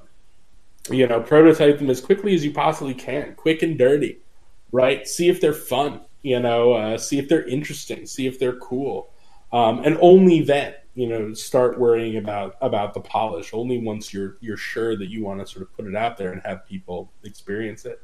And if you do that, it'll help you form, a more solid understanding of your minimum viable product, which in turn will help you plan more responsibly for the scope of your project. I've had so many projects, both that I was working on with other people and that I tried to start on my own, that were just too big. And in fact, the Immaculate Drag, started. It's a great example. In fact, the Immaculate Drag was originally going to be much bigger. It was going to not just be one stretch of a city block, but actually going to be an entire city block, all four sides. Have multiple other characters, several other environments, interiors and whatnot. But very early on in the jam stages, I was like, well, that's clearly never going to happen. There's no way it's going to finish. I'm going to finish it. And so I cut it almost immediately. And to be honest, the project was stronger for it. And so that's what I would encourage anybody, anybody who's trying to, cut out and make a game for the first time. That's step one. Really be very conscious of your scope and be working aggressively to keep it manageable, I would say. If there's a gamer out there who has never knowingly played an indie game, maybe it's because they don't see anything indie in a good light, or maybe because they simply don't know indie games exist. There are a lot of games out there that are popular, but people just aren't aware that they're indie. Like, for example, Doki Doki Literature Club, Untitled Goose Game, Five Nights at Freddy's, for example. Now, what's one thing you would like such a person to know? Oh man, just to know? I don't know. I guess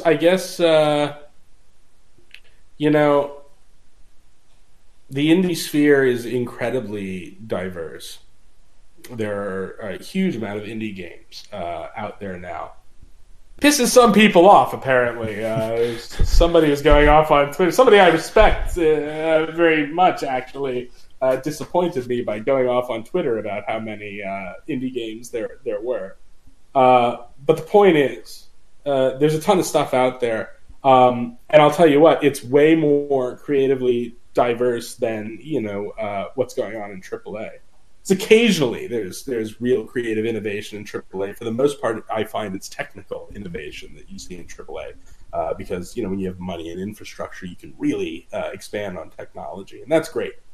But the indie sphere is where you should turn if you want to find real creative innovation and really interesting stuff and a great deal of diversity in the kinds of games. So, if you are a gamer who is unfamiliar with the indie scene, but you're looking for, new experiences and you love games, then dive in, head first. And man, indie dev Twitter is a great place to start. You learn about so many interesting devs doing so many interesting projects on Twitter, and indie game dev lives on Twitter. Like it's really something. So yeah, don't hesitate to check out indie games, and indie dev Twitter is a good place to start. That would probably be my advice in a nutshell.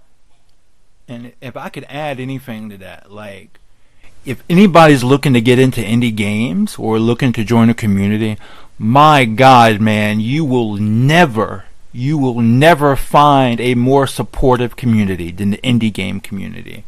I was online. I've been online since 2005, 2006, and you come across a lot of toxic shit, like on a lot of forums, like. Some you expect, and some not so much. But you post something online, you expect people to tear it down and stuff. Or I even once I posted back in the days of MySpace. I posted in a forum, and somebody said, "Okay, all right, because I think you're a decent person, I'm gonna give you a piece of advice. I want you to leave this forum and never look back." And I should have listened to what they said, because I got my asshole to a new one. But the indie game community, absolutely not like that at all. The polar opposite. You'll find people there who help each other, support each other. They'll shout each other out when their project's coming out. If you run into a bug and you don't know how to approach that, if they themselves don't know how to help you, then likely they know somebody who could give you some advice. And it's just so supportive.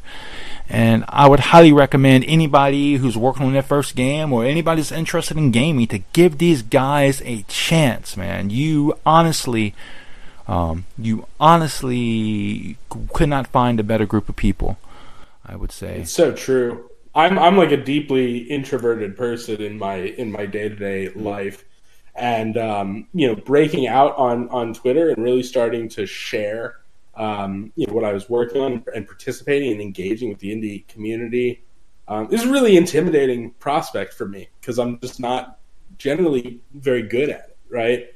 And especially like when you're just getting started and you don't have a lot of followers, organic network of people. I mean, a lot of it is the grind, right?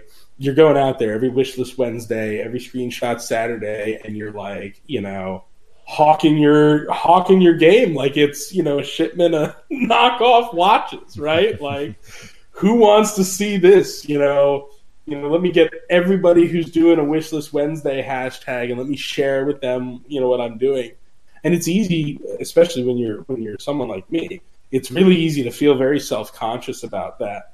But man, the indie community does not let you. Like they really don't. They just have, so much love and so much understanding of the hustle that is necessary for indie devs to go through.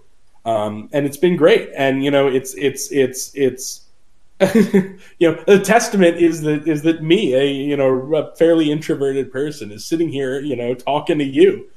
Feeling very, very comfortable in a situation that, a couple of years ago I might not have, right? But again, what you say is true. It's the supportiveness of the community. It's just staggering. And honestly, I got to give credit where credit is due as well. I decided I wanted to be a VTuber end of August. I'd come off. There's this really amazing Sonic fan game expo called Sage, Sonic Amateur Game Expo, and it features 3 types of games: indie games, Sonic fan games, and mods of Sonic games. And it was where I got my first real taste, or my first truly deep and satisfying taste of indie games. And so I came off of that, heavily involved in indie games, posting about them on my Twitter, and the indie dev community found me. And when I first started as a VTuber, when I first decided, okay, my account's going to be a VTubing account, it's like, all right, this is awesome, but growth. It was so hard to grow. Like I was struggling. Like after 3 or 4 weeks, after 3 or 4 weeks, I was just maybe about 50, 60 followers, and it was kind of frustrating because on my personal account, I have about 2,000. But right. I'm keeping my life separated, so I can't really do anything there. But somebody really cool in the indie dev community, they actually shouted me out in a Follow Friday Pro post, which is why I do that today. And that was honestly the turning point for me. Since then I've been growing at a really steady rate, and I owe it all to the indie dev community. And so if any of you guys are out there listening, you guys are my fucking heroes. You guys are awesome. Keep doing what you're doing, and don't let anybody stop you. Oh man, that's awesome. You've done very well for somebody who I would, if you hadn't told me, I would have had no idea that you were only operating since August. I mean, you're out there. You're a pillar of the community. So well done.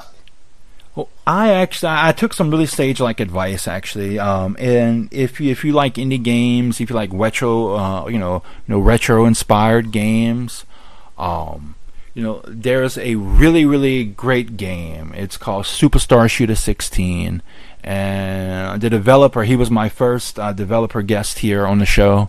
His name is Jim. He gave me some really good advice. We just met by chance because I'm really big into Linux, and he had developed a Linux version of his game, but not a lot of people use Linux, unfortunately. So he asked. He knew I was really big on Linux. I had shared I had found another indie game that was Linux compatible, and as a Linux user, whenever I come across a game like that, I just, it really makes my day. And so he saw that and he contacted me. He's like, "Oh, well, I got a game. Would you like to try it? I need somebody who uses Linux to test it out for bugs and on the Linux end." And so I was like, "Okay, sure." And we sparked up a friendship, and he gave me some really solid advice about getting involved with the indie community, and it worked. It was really, really great, and again, you couldn't ask for a better, more supportive community. And yeah, man, honestly, if it wasn't for those guys, I don't even know where I would be right now. There's a chance I would have hung this up a long time ago. I'm glad that didn't happen. And now we're at the 2+ hour mark here, so I want to turn the mic over to you and ask if you have any questions for me, or if there's anything you'd like to add. Oh, sure. 1 second here. Let me clear my throat a little bit.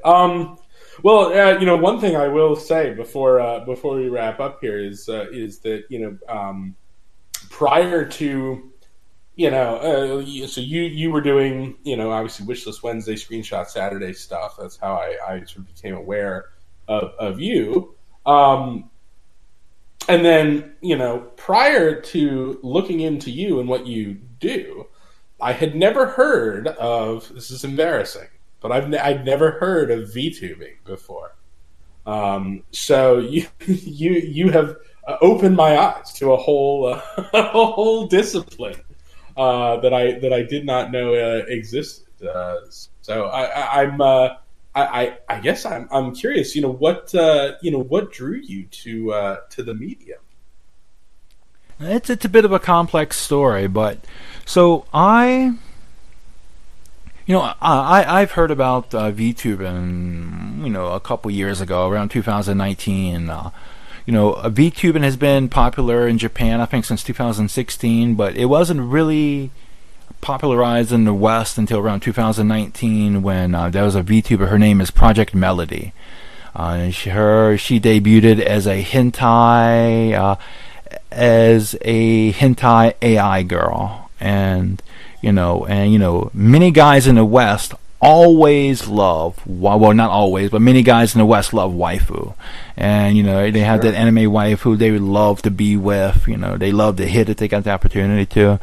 If you catch my drift. Well, when she debuted, she caused a huge wave. I mean, huge waves. And not just in the anime community, but also the adult entertainment industry as well. There are many cam sites, cam girl sites, live action sites that lost a lot of traction because of her, because she was so new, so different, and it caused a lot of waves. And so I first heard her from that. I heard several YouTubers I like talk about her, and I was like, yeah, that's cool. It's cool you could be anime, but I didn't think it was really something somebody like me could do. I thought you had to have really, really good technology to do that. And so fast forward 2 years later, 2021, I haven't really been too active on Twitter. I've had Twitter since 2009, but I normally only return to, when Sage happens, because I like to talk about Sage. I like to participate in the community because it's something I really look forward to every year. And so I returned to talk about these indie games and the mods and stuff, and to interact with the creators there. And I was on one creator's page, and I noticed a VTuber. And now by this time, there have been some more VTubers besides Project Melody in the English-speaking world. But these were all I knew about, at least, were really big people, like Iron Mouse, Nux Taku.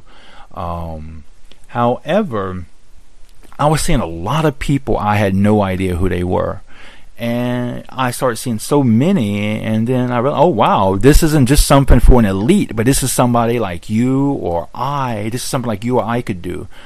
And so about the same time I got into the indie community, I got into VTubing as well. In fact, it was the day after Sage ended that I was like, okay, I'm gonna make my formal announcement and I'm gonna be a VTuber because, because of my work situation. I have a wife and kid as well, so I want to try to stay as anonymous as possible. There's some things I want to share, and so I will share it, but I have to be careful with how I share it. But I do want to maintain the anonymity, and I think VTubing is a good way to do that. So it's kind of those two things, indie games and VTubing, kind of my origin story kind of goes hand in hand, I would say. Yeah. But that's awesome. And a question that I have is like, it's maybe just me not knowing the lingo or whatever, but I know that you describe yourself as a pre-debut VTuber, but you're active, you're creating content. So, what does a debut really mean in this medium? Now, honestly, it's amazing. It's amazing that you bring it up, because I was just having this discussion yesterday with somebody. But a debut is actually when you have a model and you make this it's like a formal event, and you invite people to come see your stream. And honestly, I don't think I'm ever going to have a debut. Back when I first started, or back a year or two ago, when there weren't so many VTubers, a debut was something special. But now there's so many VTubers, that's just kind of, it's kind of nothing out of the ordinary now. And so now I think, not having a debut and just having one week, my listeners or my viewers are gonna, just see me as a floating voice, and the next week they tune in, you can see a model. With all the debuts happening, I think that's probably the punkest thing somebody could do right now. And nice. So that's how I feel now. But essentially, pre-debut to somebody who hasn't released their model yet. And honestly, I wasn't expecting to start making content so soon, but it was my success I had with the indie game community. The connections I made. I had indie developers sending me games, for free, and it's something I really appreciate. But I was like, I can make some Twitter posts about this, but right now I'm not making content yet, so I can't really do anything. Like, oh, that's okay, whatever. And I was like, I kind of feel like I need to be doing more. And honestly, the more I thought about it, I'm like, dude, Michael, you're making all these connections with in the VTuber community, with other content creators in the indie game community. You're a fool if you don't strike while the iron's hot. And so I'm like, okay, I'm gonna go in and jump on this. And I got like 2 or 3 weeks into making content, and then I had this major medical emergency I told you about earlier happened. I found out my gallbladder was inflamed, and that's a nasty one. I'll be honest with you though. I had to have it removed. I'll be honest with you. I had like 5 surgeries over the course of my life, all for different unrelated things, and that was probably the most easiest I've ever had. Nice. The easiest, the recovery time, relatively pain-free actually. In fact, I would say great. 2019, I had a callus removed from like my left toe, and that was way more painful. Oh, right. Way more painful than that. I had a mole removed from the bottom of my foot when I was in probably in 8th grade actually, and it's just a mole removal. They're not supposed to be that big of a deal, but when it's on the bottom of your foot, I mean, you get the worst. You got to be on crutches and everything, right? Oh man, absolutely. Yeah. And for me, what really complicated matters was that when they sent me home from that surgery to remove the callus, for some reason or another, they didn't give me antibiotics. And so what ended up happening was I ended up getting an infection. The surgery happened like the first week in June. I had an infection coming back and leaving several times between then and like the mid to last week of September. And so that was a pretty fucking horrible experience, man. And, I bet. and honestly, we're having my gallbladder removed. It sounds crazy. I will preface this. I might sound a bit crazy, and if you think I'm crazy, you probably wouldn't be wrong in thinking that. But I would say that it was probably one of the best things that ever happened to me, because I'm now much more conscious about what I eat. I'm losing a lot of weight, working out and stuff, and I know it has to. Right there with you.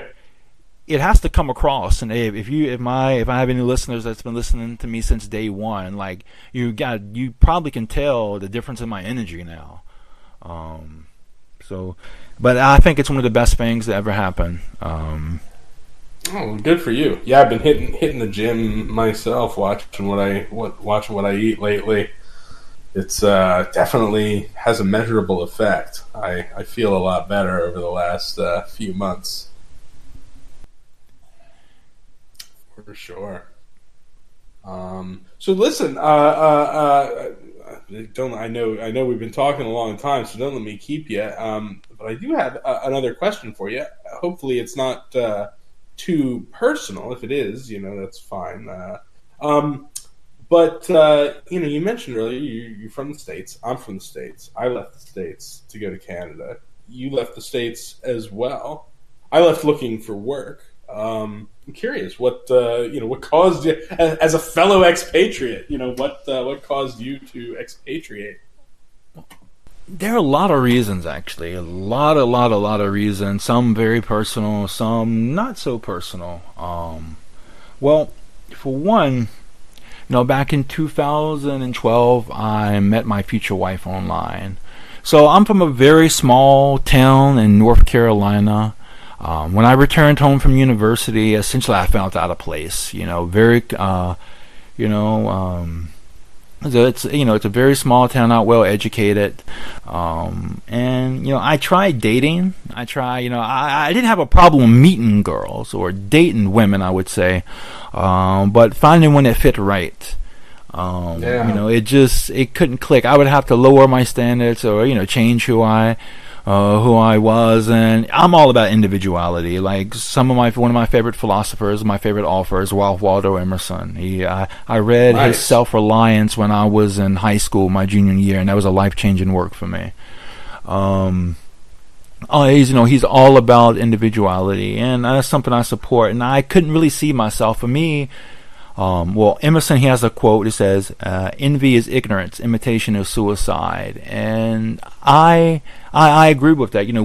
We're given our life to live, and to try to live it like somebody else wants you to, or to an imitation of someone else, that's wasting it, in my opinion. And I couldn't do that, and so I eventually, I met my wife online through one of my old university friends. Now, one of my good friends in university, he's an English teacher in South Korea. He was teaching with the Peace Corps. Now, the U.S. government has sent him here to the city I live in now to learn how to be an English teacher. And he had met my wife. My friend, however, he's not really interested in women. He prefers. He's of a different persuasion, or I guess I would say, what's the word I'm looking for? He's of a different sexuality, and which is cool. Sure. He's a really cool guy, and everybody deserves to be happy. But he said, Michael, there's this woman here, and she has really great English, and I think she would be perfect for you, because he knew all the things I was going through and stuff, trying to find women, and so we got to talking, and the more we talked, I felt like her story was my story, and my story was her story. The things she was going through, 15,000 miles away, I was going through those same things, and she had, a parent who was deathly ill. I had a parent who was deathly ill. We were both the oldest in our families and such, and so we decided, and we wanted to be together. Now, and it was exciting. I felt like somebody I could connect with.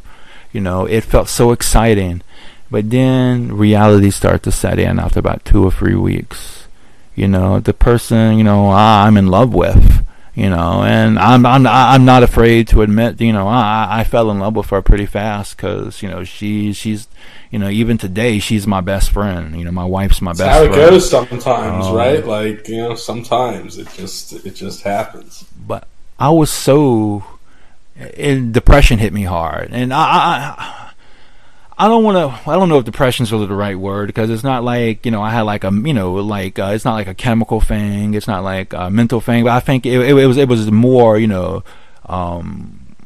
was more, situational, I would say, environmental. Sure. I was stuck in a place where I felt like, all my time at university, all the hard work, I had put in, to study to get my degree, it was going away.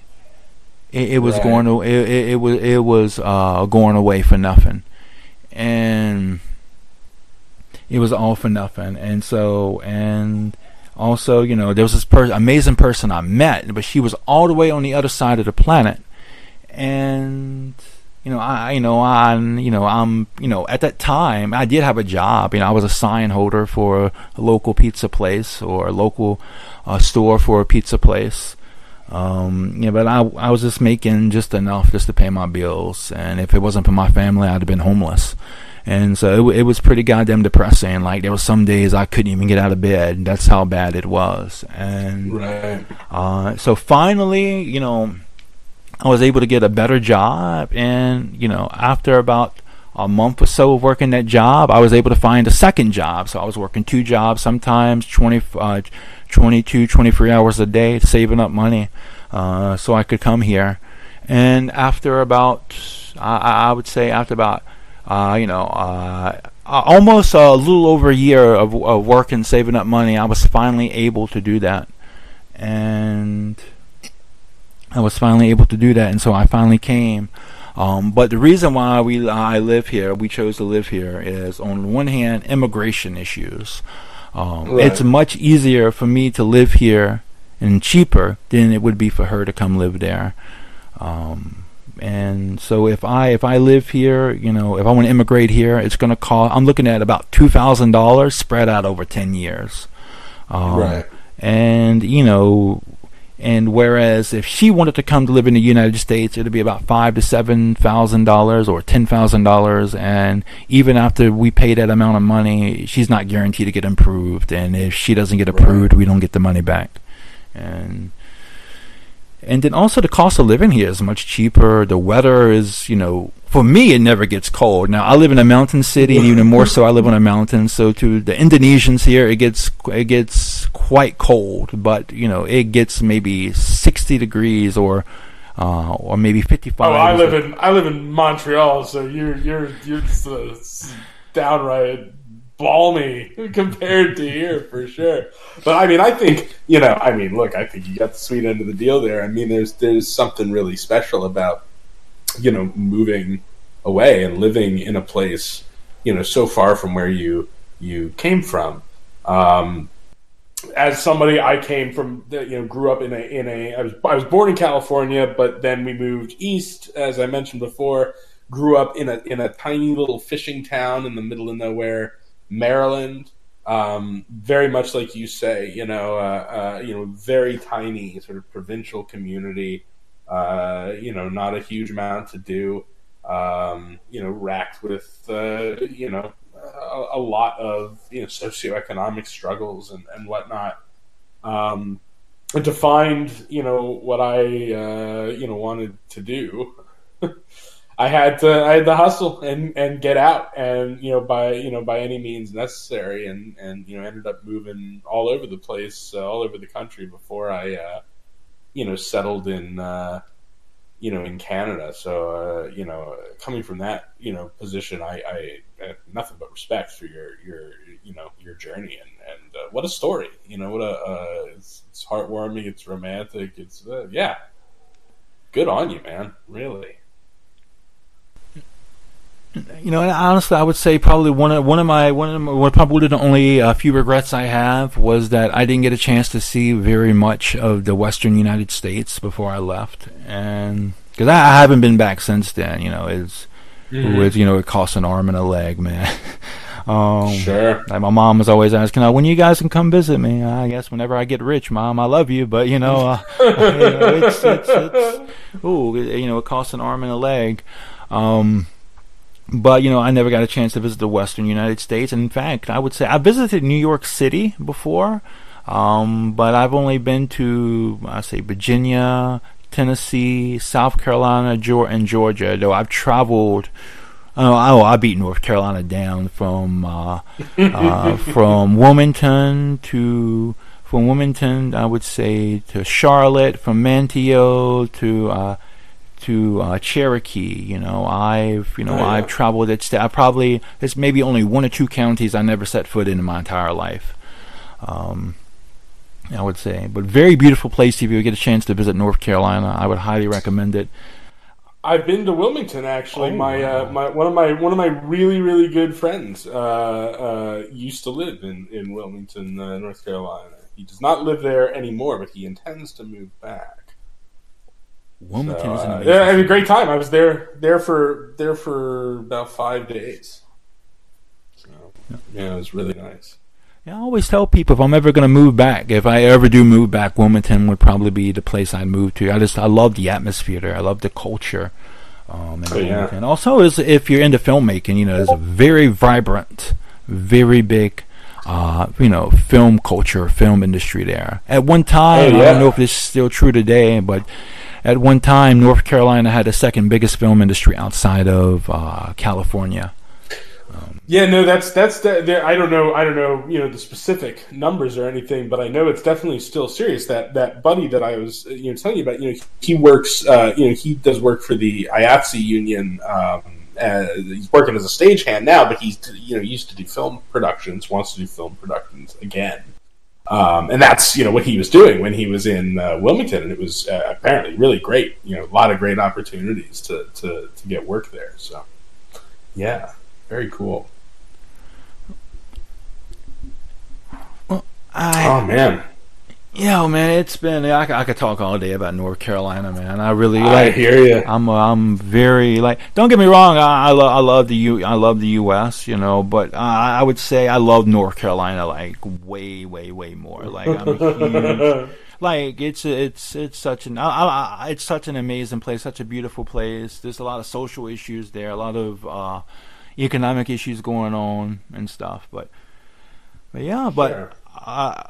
Unfortunately, I gotta get ready to go. But it was such a pleasure having you here, bro. Such a pleasure. Yeah, thanks for spending the morning chatting with me, man. I really appreciate it. It was absolutely great. But, yeah, hey, hang on just a bit. I'm gonna close this out, and then I'm gonna holler at you a bit before we go. Sure. Yeah. All right, guys, gals, and non-binary pals, thank you so much for joining us today, and a special thanks to Discrete for joining us as well, and for all the support he's given me. Be sure to check out the Immaculate Drag at the link below, and if you can't buy it but would like to support Discrete Infinity, please wishlist it. Wishlisting games are a great way to support indie developers. Also, special thanks to Fran, who does a wonderful job doing my art.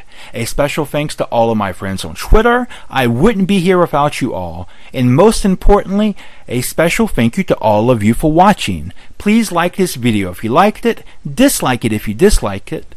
Feel free to comment below and let me know what you think. If you like my content, please subscribe and turn your notifications on. Oh, and I almost forgot. A special thanks to C, as in see you later.